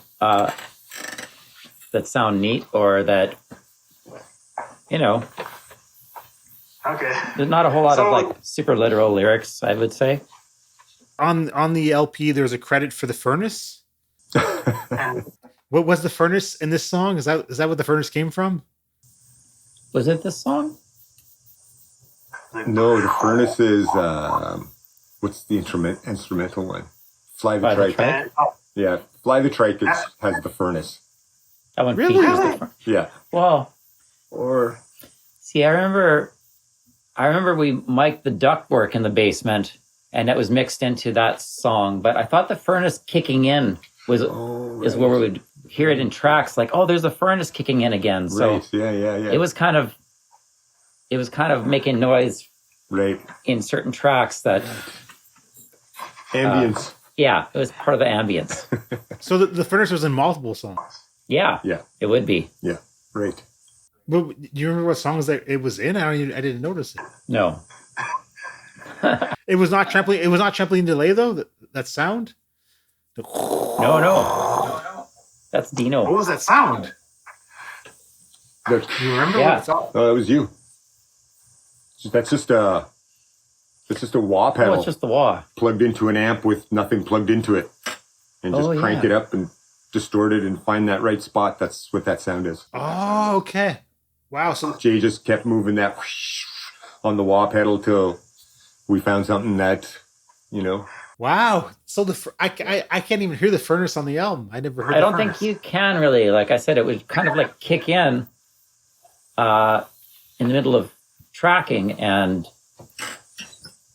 I seem to remember like listening to tracks to see if they were good or if the sound was right, and you could hear like a little something and be like, oh, there's the furnace again. Right. Yeah. Kicking in. But on Fly the Trike, we definitely mic'd the ductwork in the basement to blend it in with the dry tracks. Yeah, that was Marty's idea. Yeah. Well, what like when you're making a song,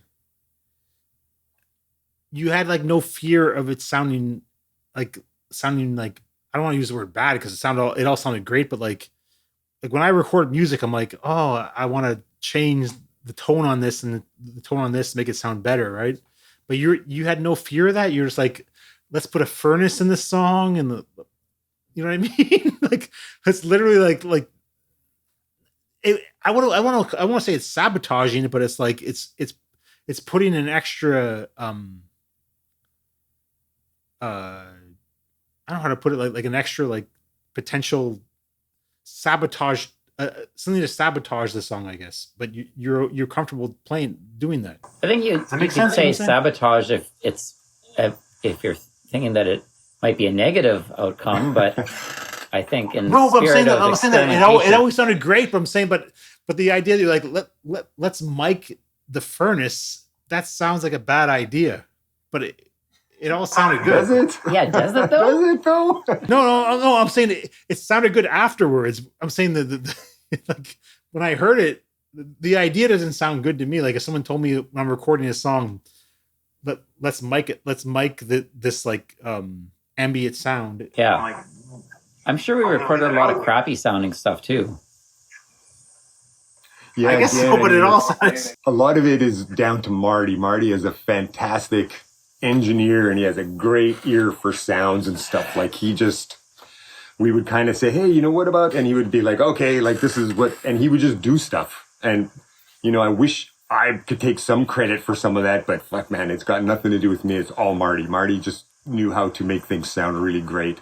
And he always was like, yep, I'll try that. He was down for anything. Actually, any of us, we would try anything. He's really weird too. Yeah. And again, we had no intention of, like, when we were doing that, we were never thinking that anyone but us were going to hear it, really. Yeah. We were doing it I always felt like that it was very selfishly done to entertain ourselves more than anybody.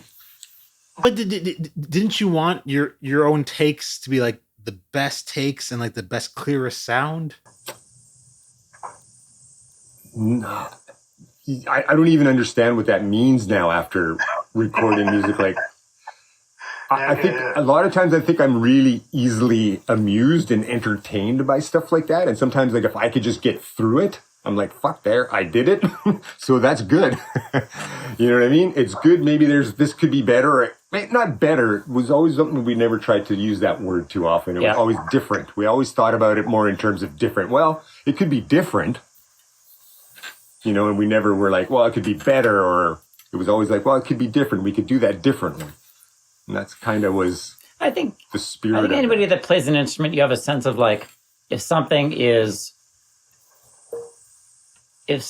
good, but it has its like bizarre moments, and you can be crazy about that and try and iron everything out so that it's perfect, or perfect as you would see it. But I think when you play music long enough, you realize like, that was good. It's kind of weird here and there, but something about it feels right. So I think we were all trying to encourage each other in the spirit of that. Yeah.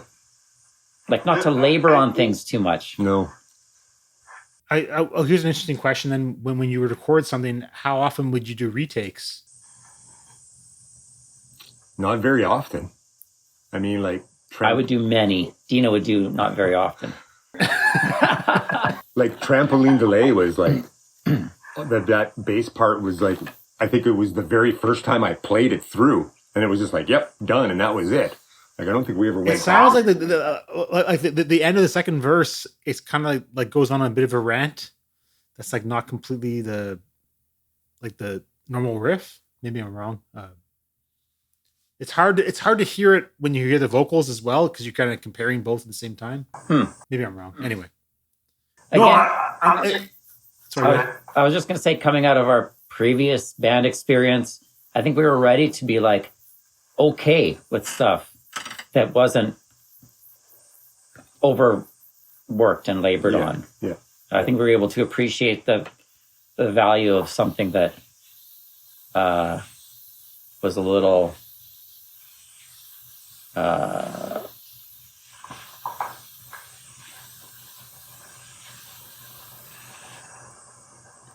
spontaneous, honest. Those tracks were just I get it. Just kind of how they happened, you know? Yeah. Without going back and going, oh, well, that one note, or I didn't do that, or... Yeah. Because, like, who plays like that? Like, I sure don't play like that. I mean, I make mistakes and I don't fret things properly, and then sometimes, you know, like, great things happen when you're doing that, you know, like, in the spirit of that. It's like Jaded and Elated. Like, when the drumming stops, I stopped playing because I forgot where I was. And Jay just was looking at me and he was going, and then I just came back in. Like, that that break in that song Yeah. wasn't written in there. That just happened when we recorded it. Yeah. And it was the first time we played it through, and that's what we kept.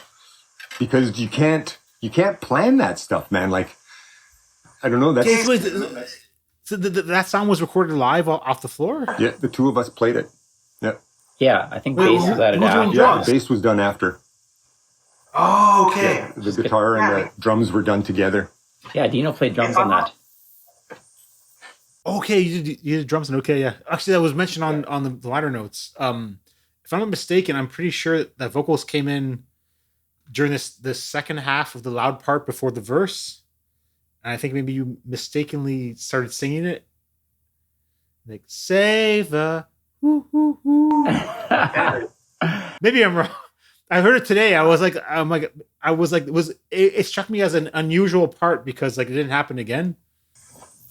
Anyway. I don't know if I remember what exactly happened there. Or it could have been intentional. Is that quiet in the mix? The part you're talking about? It's pretty quiet in the mix. Yeah, it's pretty. Oh, that's you were checking the mic. Yeah. Yeah, he was Oh, okay, maybe that's what it was. just left it in. Yeah, Huh. yeah, I remember that part. When the guitar was recorded for that, was it all just one track and then you like use different pedals? Are we talking about Jaded and Elated still?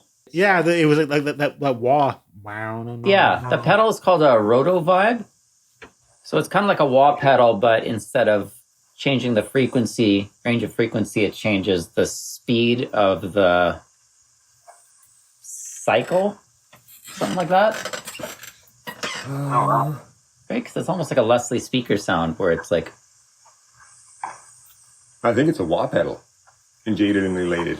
Because you can hear you step on it. At the Oh, I'm beginning. thinking of Sasparilla. Yeah. Yeah. Sorry, wrong song. Sorry, listeners, viewers. Cut. What was the question about that? Yeah, that's a wah pedal. Yeah, that's all one track, one take. Yeah. Yeah. So when you put on distortion, it's like you just switch pedals and Yeah, click off the wah and turn on the fuzz. all in one pedal. Maybe all in one track. I mean to say, like one track. You didn't. do Should multiple be. tracks. Yeah, it should Yeah, be. it's one track. Yeah. Okay, wow, that's Yeah. crazy. And live, there's lots of that, like double pedal changing action, like both feet just kind of stomping on the right pedals at the right time. I find it so hard to do. Yeah, it can be, but after a while, it just was second nature, you know? Okay, crazy. It's funny you mentioned that because funny that we're talking about this because earlier today, I was driving my car to work and I was thinking about how, I don't know why I'm thinking this, but I was thinking how some bands, like, this song has distortion in it. So they put their fuzz on and it's just like feedback and they just wait for the song to start. And I think coming from maybe the music that I did, it was like, you turn on the pedals for certain songs and it's quiet before the song starts and it's quiet in the breakdowns. It's not like, I'm going to turn all these things on and wait for my part to start. Just leave it. Yeah, I just thought that was kind of weird, but Yeah. that's, I guess, more of the punk rock aesthetic. Anyways, I don't know why I had to share that with you right now, but that was the thought I had today. No, that's fucking awesome, man. All these years later, and I'm still thinking about the pedals and feedback. I'm still thinking of the pedals. I'm always thinking about the pedals. I'm in the Ottawa music scene, and I'm always asking people about their pedals. I'm like, how do you click them off at the same time? What pedals are you using? Yeah. I'm always asking that question. Yeah. I'm always like, how do you get that? I'm obsessed about tone. I'm like, oh, my tone is terrible. I'm always saying that.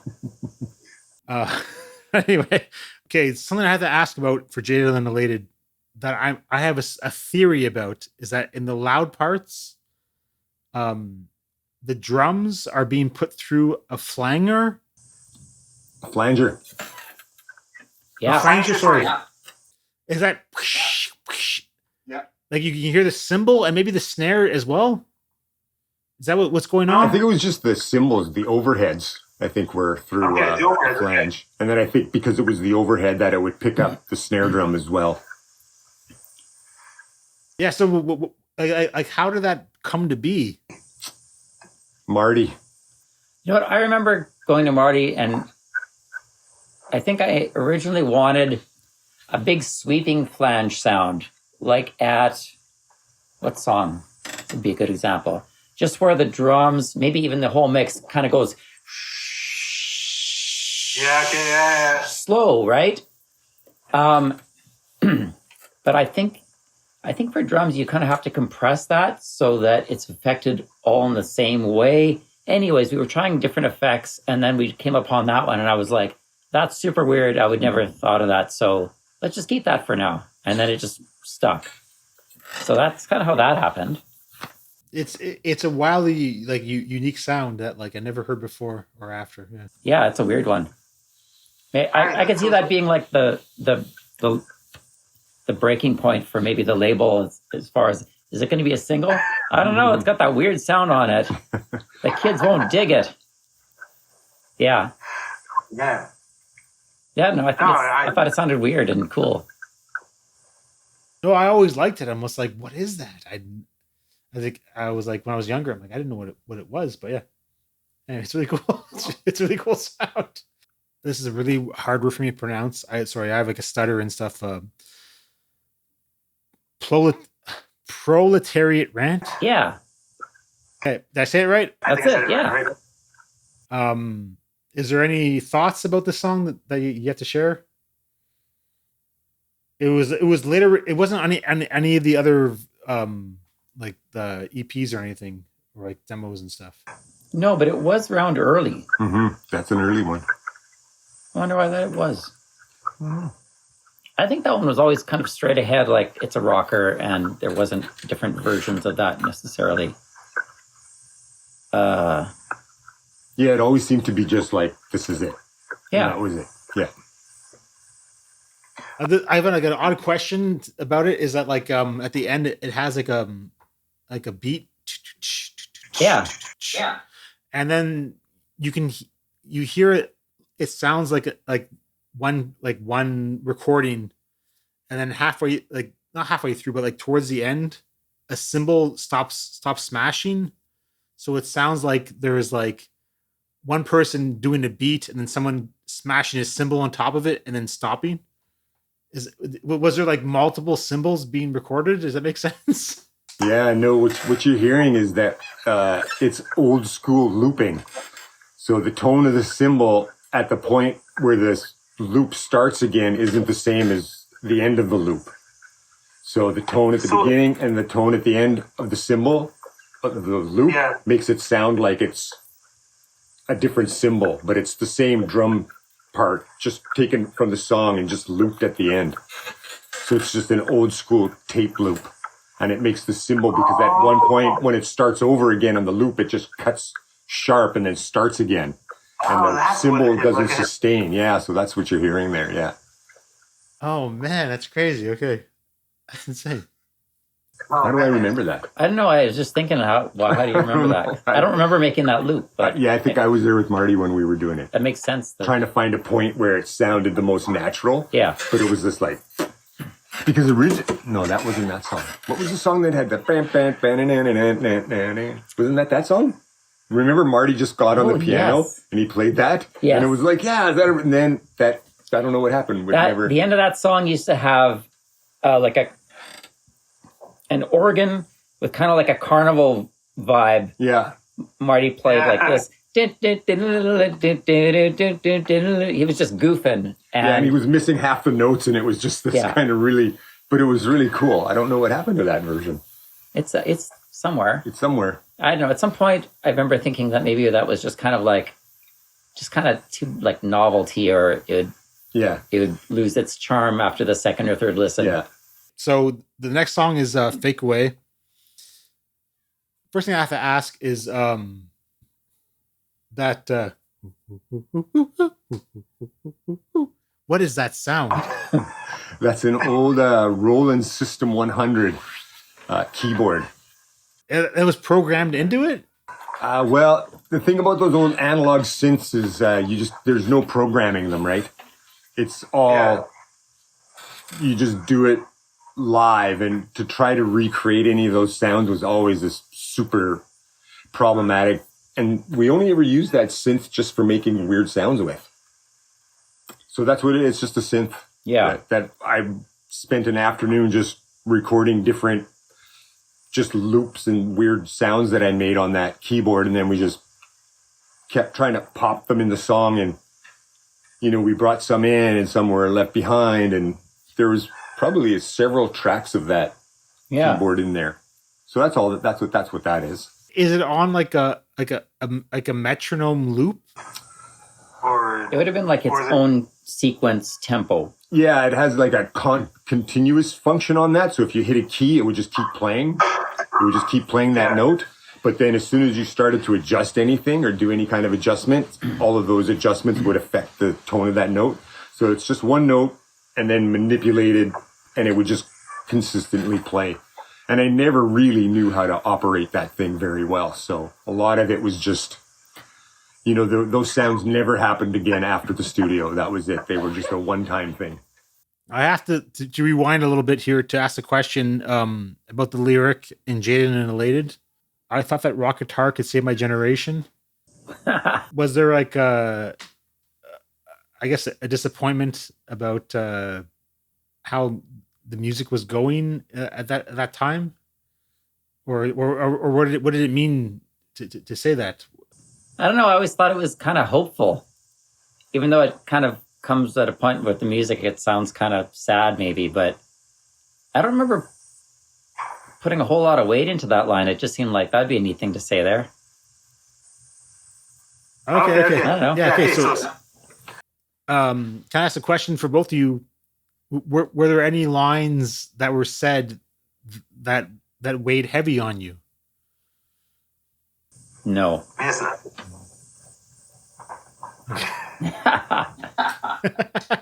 So you always remain kind of like disconnected from it all. I don't know. I just like to have fun with the words rather than them to be super heavy or meaningful. I don't mean to say that like it was like, this this is like the statement of my life or something like that. But yeah. Yeah, for me, a lot of the lyrics, like I remember when Jay would be writing them and he would, like, I would hear some stuff for the first time and just be like, fuck, like, where did that come from, man? Like, I don't even, even just some of the song titles and stuff like that. So there's a lot, like if I was going to start listing, I'd probably list most of the lyrics to that whole record. Like, I've always been a huge fan of all the words in that. That Jay wrote. Yeah, I am, man. Jeez. Yeah. Even now, and I mean, for even my own writing, I've always been inspired by the way that Jay put words together. Oh, that's really nice. Jay, do you not think that like there were deeper meanings to anything that you were saying, or do you feel like you weren't saying anything at all? Both of those things. I mean, ultimately, it's up to the listener. But I would suspect that I think that you have your own internal meanings that you don't want to like admit, or not that you're trying to hide something, but like that maybe you forgot even too. Yeah, I agree to all of that. I don't know.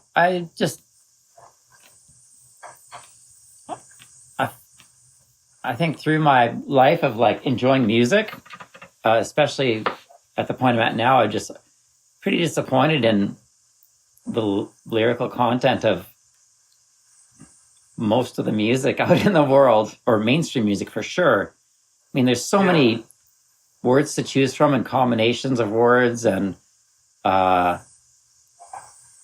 things that are just oftentimes, if not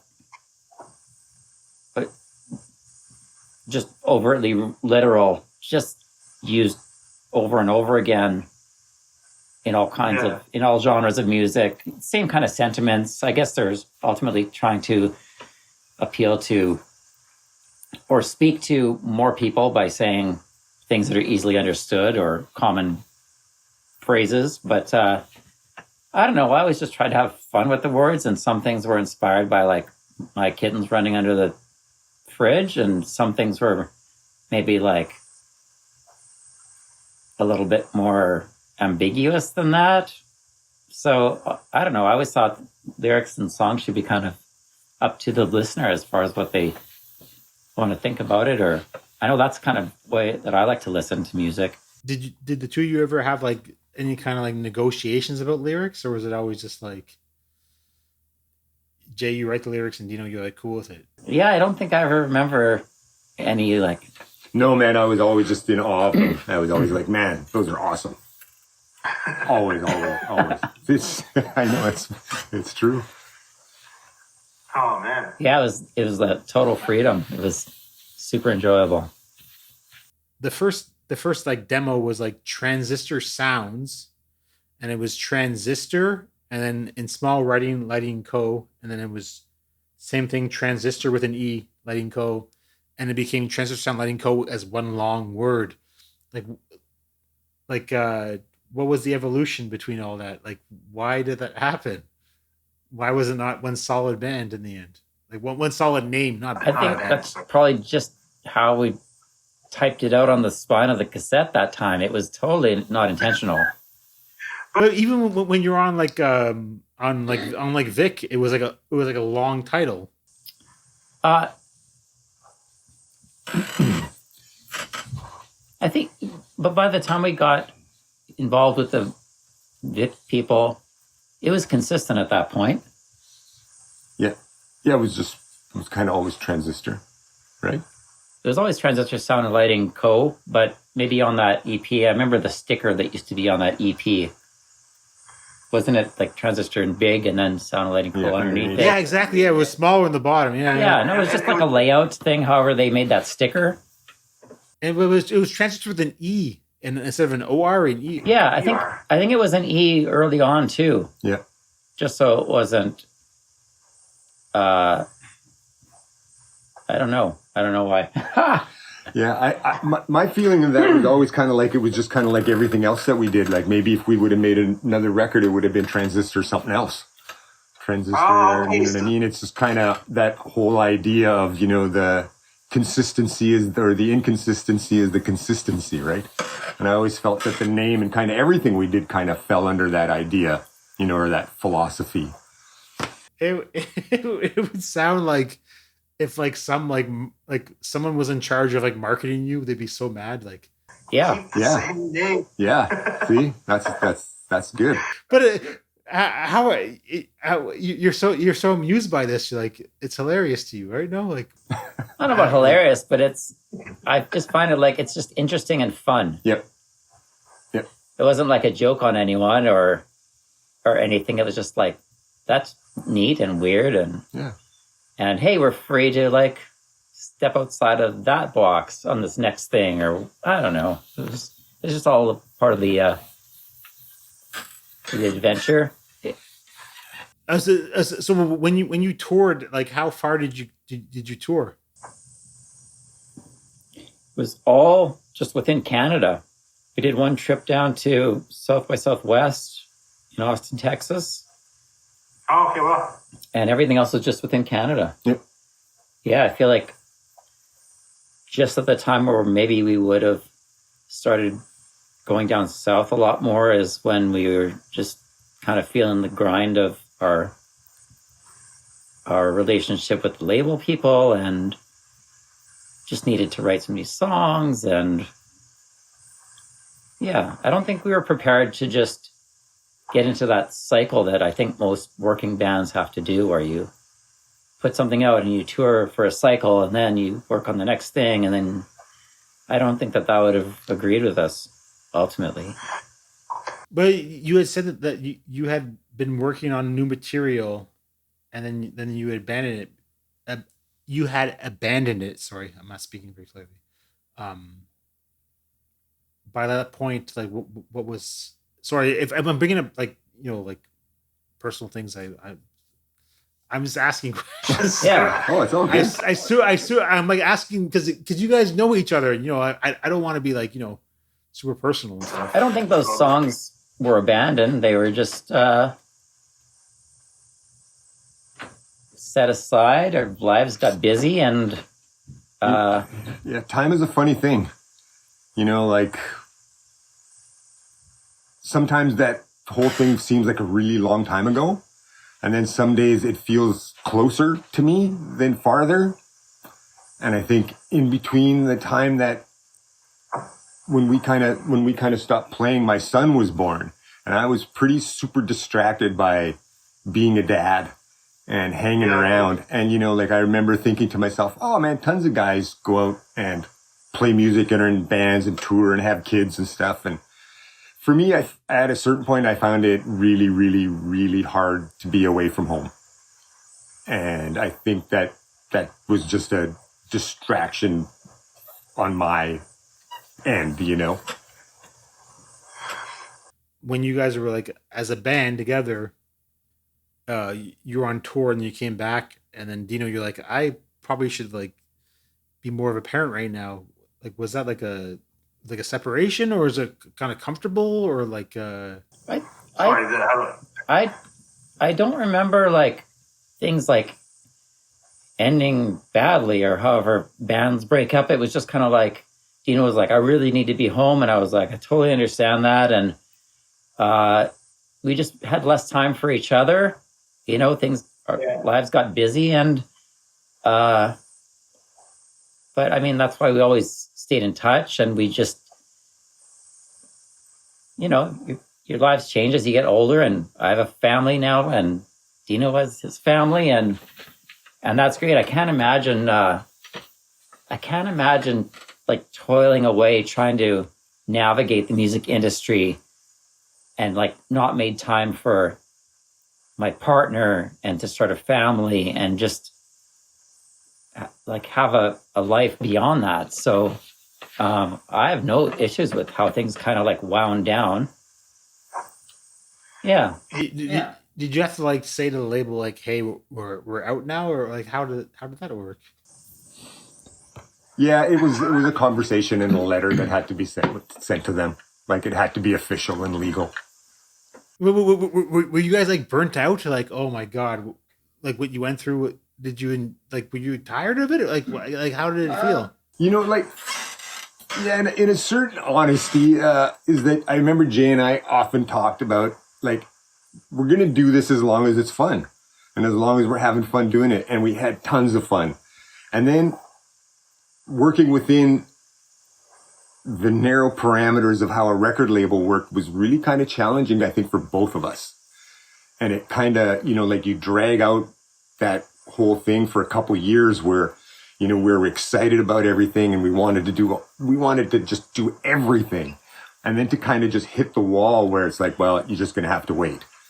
And then through that process of waiting, it kind of wasn't as much fun to wait as it was to be creative and to do things. And I think that it just that's maybe how I see how that happened. Yeah, I agree with that entirely. Yeah, and I mean, there was never anything, it just that's just how it happened. Yeah. Yeah, because like I was like I was talking to Dino and was like he's like I'm gonna get Jay on board. I'm like, whoa, it's like if you guys were Oasis, I was like that'd be a pretty like surprising thing to say. Like talking to what's the guy's name? Noel. Yeah, Noel. Yeah. Yeah. He's talking to Liam. He's like, I'm gonna get Liam on board right now. I'm like, what? Like, so there's no animosity. No. Oh God, no. God, no. No, nothing but like great memories and just good feelings about that band. Yeah, man. It went how it went, but I'm glad we kind of came out of it still being friends and still like being able to do things like this. It's amazing. Yeah. Man, this is like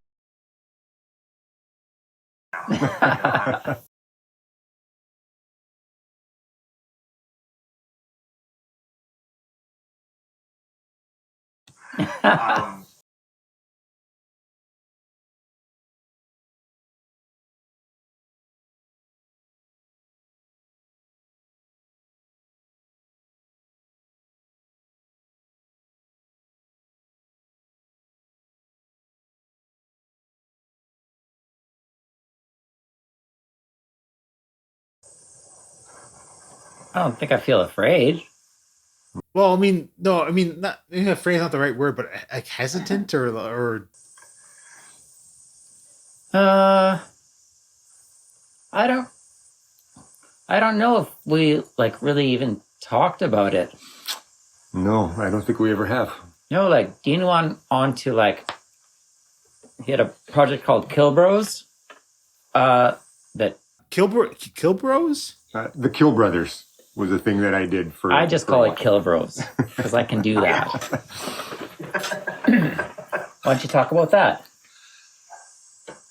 Yeah, the Kill Brothers was something that I did long after, like after we stopped playing and my son was born. And I didn't play for like a bunch of years at all, really. Like I just kind of was not inspired to. And people are always find that weird that you don't play or do shows and I'm still that way. Like if I'm inspired to do something, I'll definitely do it. And at that time, I got together with a couple guys that I know that I kind of always wanted to play music with. My friend Rich, that I kind of known him. He was this kid that hung around with his cousin and he played drums and he was just a bunch of years younger than me. But I always wanted to play some music with him. So, and a friend of mine, Hopper, that played in a band called Propagandy back in the day. And I've known them both for a long time. Did you say propaganda? Yeah, Hopper played in Propagandy. He was the original bass player. Oh, okay. I know that band. Yes. Yeah, and so I always wanted to play some music with those guys, and I had been writing songs for a while because my wife kept saying, like, just why aren't you playing? You should be playing. You should. That's what you do. Like you should. And then I was like, yeah, okay. And then I started playing, and I just wrote a pile of stuff, and I wanted to get out and play. So I did a show at the Winnipeg Art Gallery. And I wrote a bunch of songs, and it was the first time I ever sang. I was like the guy, I sang, and I wrote all this stuff. And both my sons played with me, my wife played with me, and a couple artists that I know did all the visual stuff and did the photography. And it was one continuous, no stopping, no talking, no anything. There was projection and everything. The whole show was all tied together. And I even had Jay came and sang a couple songs that I recorded. Yeah, that was an amazing event. And he came and yeah, it was super fun. And I was terrified that no one was going to be there, even though I knew that there were going to be people there.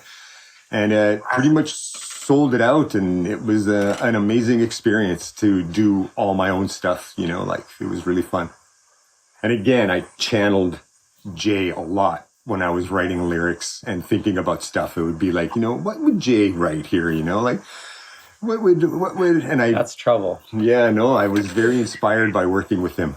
Well, how come if you can sing, how come you guys didn't do any? Wait, was there any harmonies? Any of the songs you guys did together? Jay did them. I never sang nothing.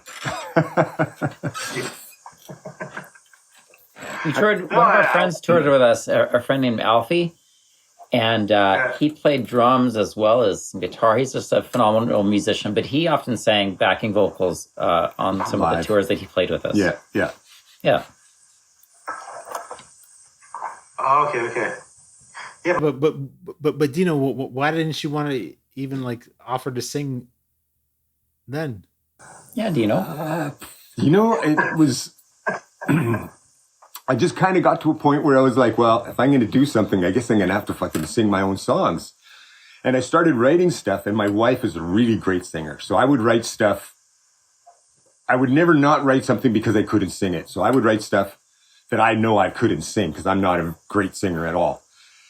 But the stuff that I write for myself is stuff that I can sing is different than the stuff that I write that I get like Jolene to sing, or the stuff that I got Jay to sing, because Jay can really sing and Jolene can really sing. And so I don't know, it's a fun thing to do. Oh, man. Yeah, and I played guitar for that show and sang. So you can sing. Sorry, what were you going to say? I was just going to say, like, Dino played drums for his wife's band for... Yeah, I played in a band called Wife, and I played drums with 3 girls for years. Yeah, so that was after Transistor. That was after Transistor. And during, I think. Oh, yeah? Yeah, because I met Jolene, and that's how I met her. I was at a party at her house, and someone had broken into her house and stole all their stuff from their basement. And so I lent them all my guitars and stuff. Walnut House? Yeah. Yeah. Oh, I didn't know that. Yeah, and so I lent them a bunch of guitars and a bunch of stuff so that they could keep playing. And I barely even knew her. And I was just like, that just seemed like the right thing to do. Wow. And then Jolene was like, well, do you want to come and play drums? So they had this shitty drum sets there. So I went there and just started playing drums with them just for fun. And when I first started playing with them, they didn't even stand up to play. They all sat in chairs to play. Because they had just started playing guitars and stuff. It was a super awesome experience. It was super fun. They were really fun. And playing with girls is a lot different than playing with boys. How come? I don't know. It's just a totally different feel playing with a bunch of girls than playing with a bunch of guys. I guess like guys are like much more assholes or like pushing people around and stuff. I've been pretty lucky that I've never really played with anyone that I think is an asshole. I don't think. But girls just kind of have a little bit more of a, just like a sharing thing. Their ego thing is just it's a little different than with guys. I don't like, they never seem to really dig their feet in like some guys do with certain, like, you know, I remember playing with some guys, you know, and they're just like, no, I don't want to do that, or this is my part. And girls, they were always just like, yeah, whatever, let's just do it. Okay, I'll try that. And it was always, yeah, it was fun. It like I've always heard that Winnipeg is like a tough area. No, what do you guys think? Tough how? Like It's like, so Ottawa is pretty cold, but like I heard that like Winnipeg's like colder. Oh, Winnipeg's cold. And it gets rough. Like people are just like, you know, like bar fights and stuff. I don't know. That's my understanding. I think it's all relative. Like, I've never heard that before.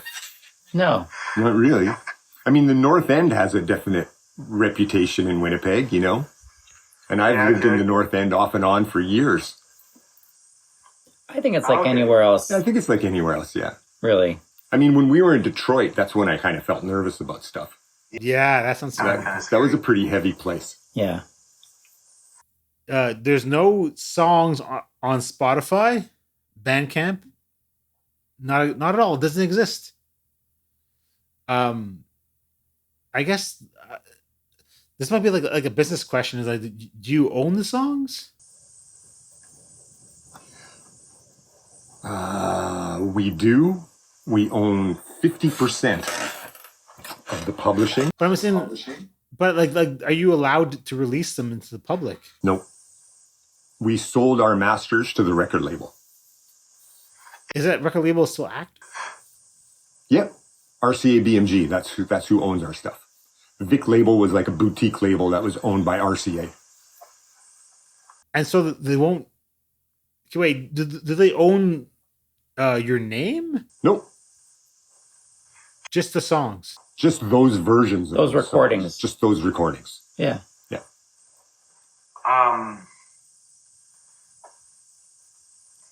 Can I make a crazy suggestion? Sure. You should release other versions of the songs and other songs that were not released. No? You know, Do you have any interest in doing that? my son keeps telling me that. He was like, just release the other versions. It's like, fuck those guys. That's what my son always says. And I'm always like, I think about it and then I just kind of just forget about it. I don't know. Like, but I think like, I would like people to hear that stuff. Yeah. And I would like for people to be able to just go on their computer and click a button and listen to like, Fly the Trike or, Fake Away or one of those songs. I never really thought about it, honestly. I only thought about it recently. Really? You haven't thought about it at all, though? No, like that element to me kind of, I feel like, it was so long ago. Like, I don't know. I don't feel like any urgency. Like, man, we got to get our songs on Spotify. No, I don't think that either, no. Yeah, I know. So, but right now, if you grab one of the original recordings from like Vic and put it on Spotify, someone would slap it down, I guess? I don't know. They would have the legal right to, if we put it up there. I imagine, I don't know, I can't imagine they would even search for it at this point, but I don't think that they would. I have no idea, it's so outside of the realm of my everyday life, like thinking about going through the whole process of doing that. Seems like a lot of work. Yeah. I mean, it would be those people that made that tribute record must have gotten releases to re-record those songs. I mean, or I don't think so. I highly doubt it. I Actually. hope not. I hope not. Yeah, that's awesome. Yeah. Because I mean that's like hardcore. Like, okay, so like I did a cover. I had a violinist friend, and we used to busk on the street, and we did a cover of Hey Jude, and we put it on YouTube, and they caught it right away. Oh yeah, that's the Beatles though. That's a Yeah, but like they recognize the waves of like a violin and an acoustic song, but I don't think it's gonna go like further than that. Like if you're the Beatles, but I don't. Yeah. the whole like the way that music is made and consumed right now is just. I'm not even sure I understand it, and I wish that things could be a little bit more like the way that they used to be for young people making music and stuff like that. I don't know. I think like that whole, like, how do you make a living just to make music? And like, how do you do it? Like on a just smaller scale. Like if you're giving your music away for free to Spotify to make billions of dollars, and what do you get? Like nothing. See, I always thought that in the future, I remember thinking that in the future, music would be just, the recordings would be like a promotional kind of free thing, and that you'd make all your money by performing, because no one could like take a performance and share it digitally. Like, I guess with video you can, but the experience of a live performance is where an artist would be able to make a living, because That's what they're doing now though. Like all the bands touring, that's how they're making money, is touring, not from record sales. Maybe that's why tickets are so expensive. It's pretty accurate what you're saying though, is that like there's the recordings aren't worth much. It's the performance that's worth more. Yeah. But I sincerely I implore you guys to freaking release what you. I don't know if you guys have it. You don't have it in a closet, or is it Marty has it somewhere? I don't know. I have no idea. I think I have a Rubbermaid bin on the shelf down here somewhere that has some tapes or something. But I have some tapes at home. Yeah, no, I don't mean to like be like dismissive of the idea, but I don't really think about it. No, I mean, like if someone did it, I wouldn't be opposed to it.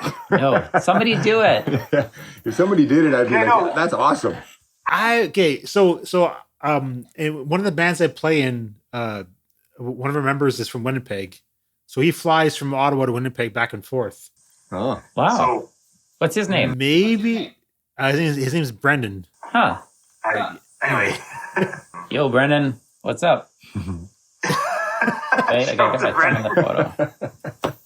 He used to play in a ska band. You probably don't know it, do you?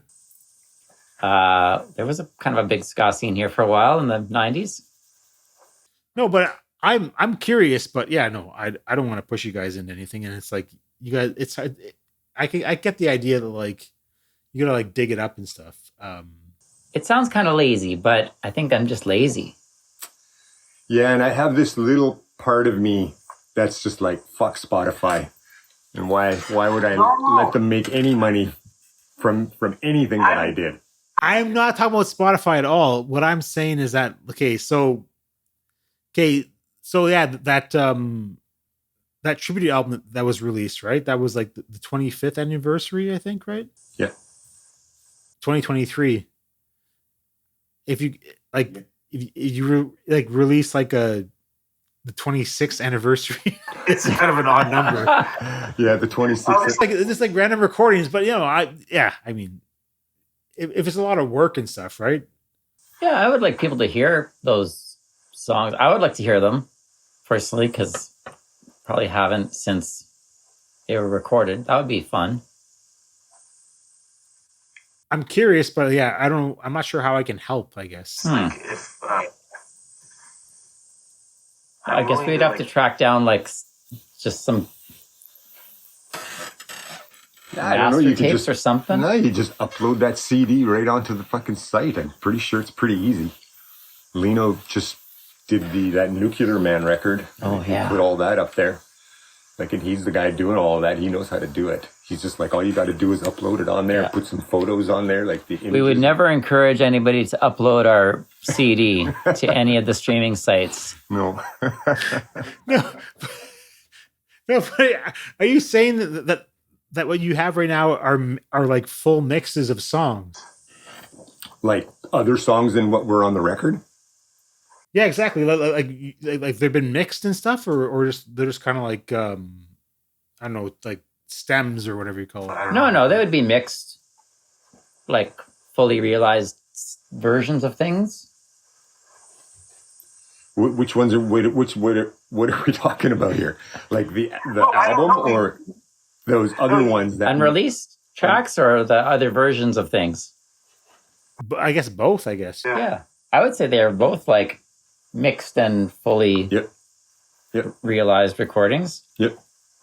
Yeah, we did about 7, 8 songs. I think so. That we have that I got off of tape and put onto the computer, and my son actually mixed them. And cool. they sound... Did I hear that? I don't know, man. They sound real good. I don't think I heard that. Yeah, he played me some of them. I was like, wow, what did you do? And he's like, oh, well, I did this and that. But yeah, there's some. And that's what he keeps telling me too. He's like, you should release this stuff. You should. And then I think about it, and then I'm like, oh, I should talk to Jay about it. And then I forget, and then I see Jay, and then we just talk about other stuff. I don't know. This is how it works. So maybe somebody needs to do that. Get all of those alternate versions of songs and some of the new songs, and just put that stuff out there into the universe for people to hear. Yeah. I would not be opposed to that. No, me neither. I mean, well, okay. This is this first question is not going to like negate the next question. Does every song on the LP have an alternate version? Every song on the LP has the original mix that we own. Okay. So the mixes that the record label own are different mixes than the original mixes. Oh, because crazy. we went to Toronto and transferred them. And so the original mixes off an 8-track live on DAT tapes that the label doesn't own. Okay. We still own those. Huh. Yeah. But like, do you have like any kind of like a nostalgia about kind of like releasing all that had existed, I guess? You know, it would, now that I'm older, I think maybe I would, I wouldn't be opposed to that stuff getting for people to hear it. I think it would be nice for that to happen. You know, like some of those versions, like stuff that we at the time were like, I'm not sure or whatever. Because I would love to hear it. I mean, because I haven't heard that stuff for like 25 years, you know? So. And Jay, do you feel the same way, or how do you feel? Yeah, I do. I'd be interested to hear that. Again, I don't really feel any urgency to do it. That's it. I'm going home and phoning Marty. I'm going to fly him in. Okay, no, yeah. I guess the whole idea is how much work it would take, right? I guess like if it's like simple and easy. Yeah. Yeah, I know. And we definitely have the means to do it. I guess it would just be a matter of like taking the time, making the time to do it. It would be a matter of tracking everything down. Yeah. I think that might be the hardest part. Yeah. Like Marty would have to find that stuff and find an actual ADAT player. Like, who has one? Maybe Marty has one. Probably. He probably does somewhere in that pile. I'm just waiting for Dino to retire so he can do all of that. We'll get Lino to do it, my son. He likes to do stuff like that.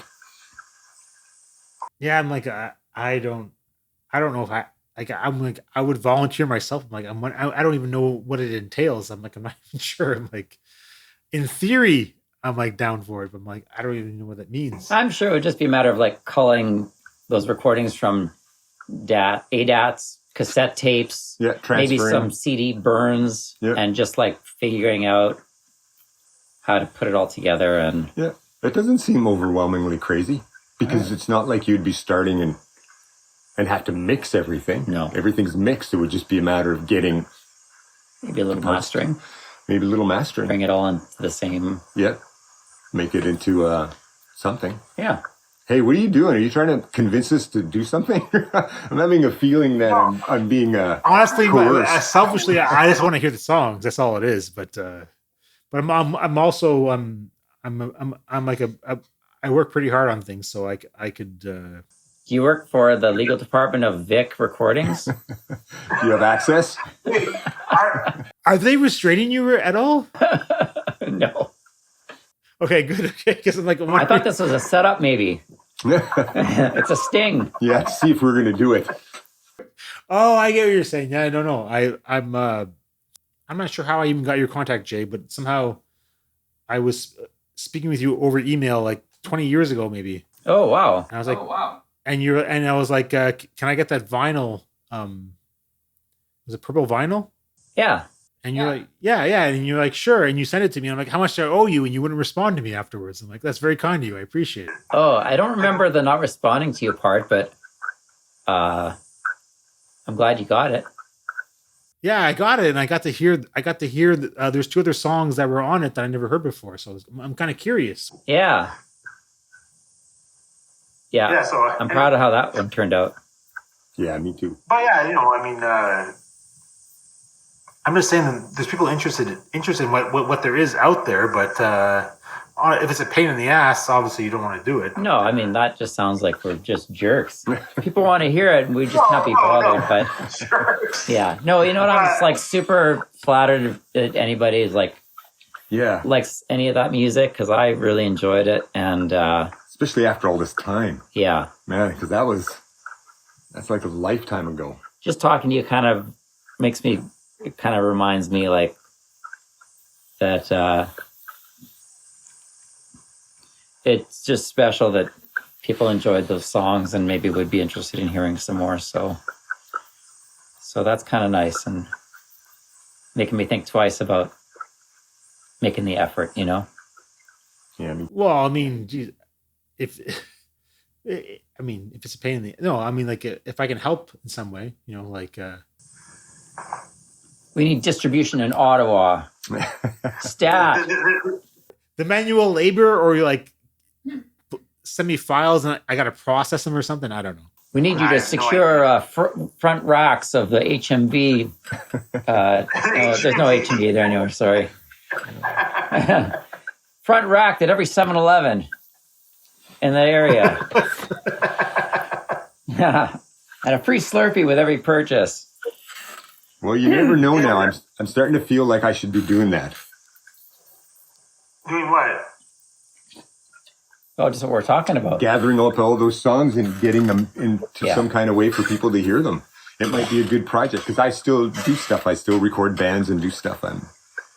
Well, Nino could definitely help. And yeah, my kid's really good at it. You should hear some of this stuff. Did you hear the Nuclear Man? Yeah. Sounds great, hey? I love that band. Yeah. Anyways. Sorry, we're just talking about my son. He's an avid musician. He's a producer, writer, plays everything. He's just made this record with this band called Nuclear Man. And he just did a record with a band called Jamboree. And it sounds just like he's so good at all that stuff. And then my older son plays too. He plays in a band called Archigathus, which is like a crust punk band or a grindcore band. And they tour like all over the world. Grindcore band. Oh yeah. It's just like super heavy. Oh man, that sounds. We're having our first baby right now. Oh, are you? Whoa! Oh, congratulations! Right now? What are you doing on the chat with us? Literally, she's giving birth right now. I mean, in the next few months, but I'll be right there. I'm almost done this last question. Don't push. Hey, congratulations! That's awesome. Man, congratulations. Yeah. So almost like, as a musician, just like when you talk about like your own sons like doing music stuff, yeah. Anyway, I guess as a final question, do you feel alienated by the music scene, or do you feel like it was a fun thing to ride through it? Like the industrial, like on the industrial, how do I say it? Like the major label music scene. Do you feel alienated, or do you feel like it was a fun ride? I feel both. Yeah, it was interesting. Yeah. I'm glad we did it. And then, yeah, I'm super happy that we did that and that we had that experience and that we were able to do those things. And, yeah. I agree. Yeah. And I'm glad that that music's out there and that there's people listening to it. And I'm, just like with everything recently with those guys remaking our record and stuff like that, like, fuck, what do you say about somebody, like a bunch of people doing that? Like, wow, that's amazing. And, like guys like you that are fans and are actually want to talk to a couple guys that made a record like a quarter of a century ago, man, that just blows my mind. Yeah. So thank you so much. Thank you. That's amazing. Yeah.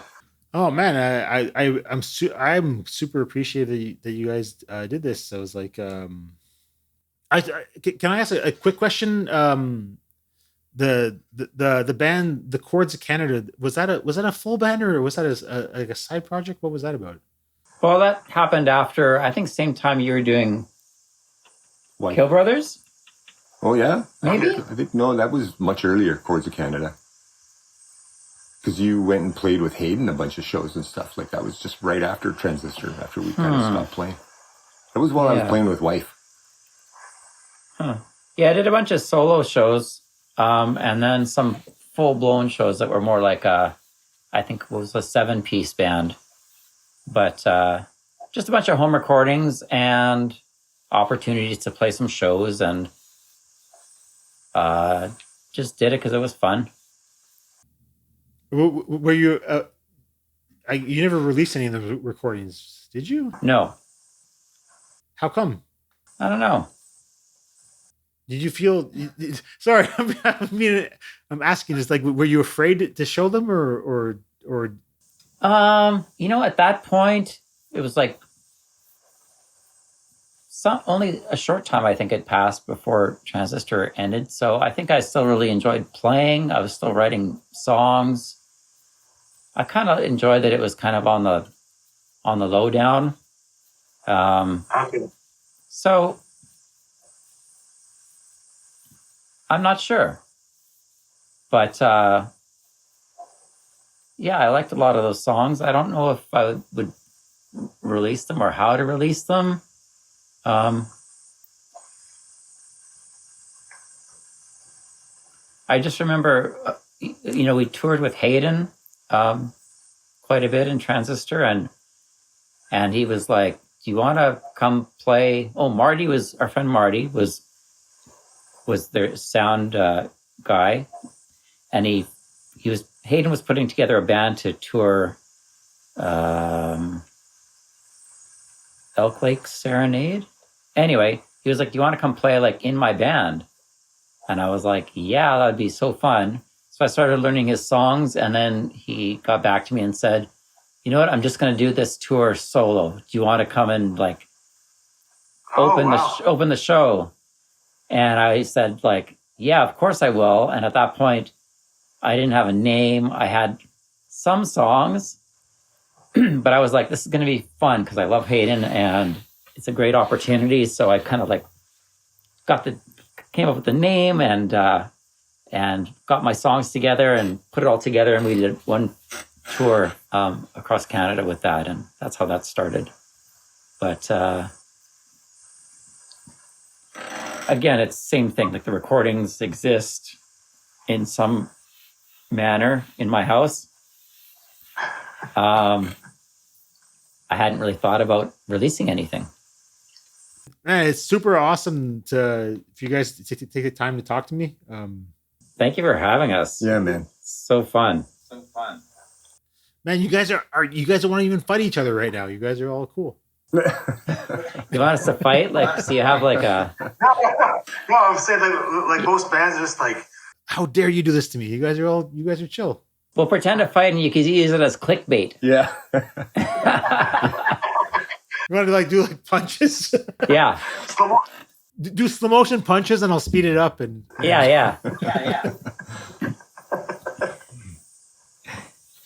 Oh, man.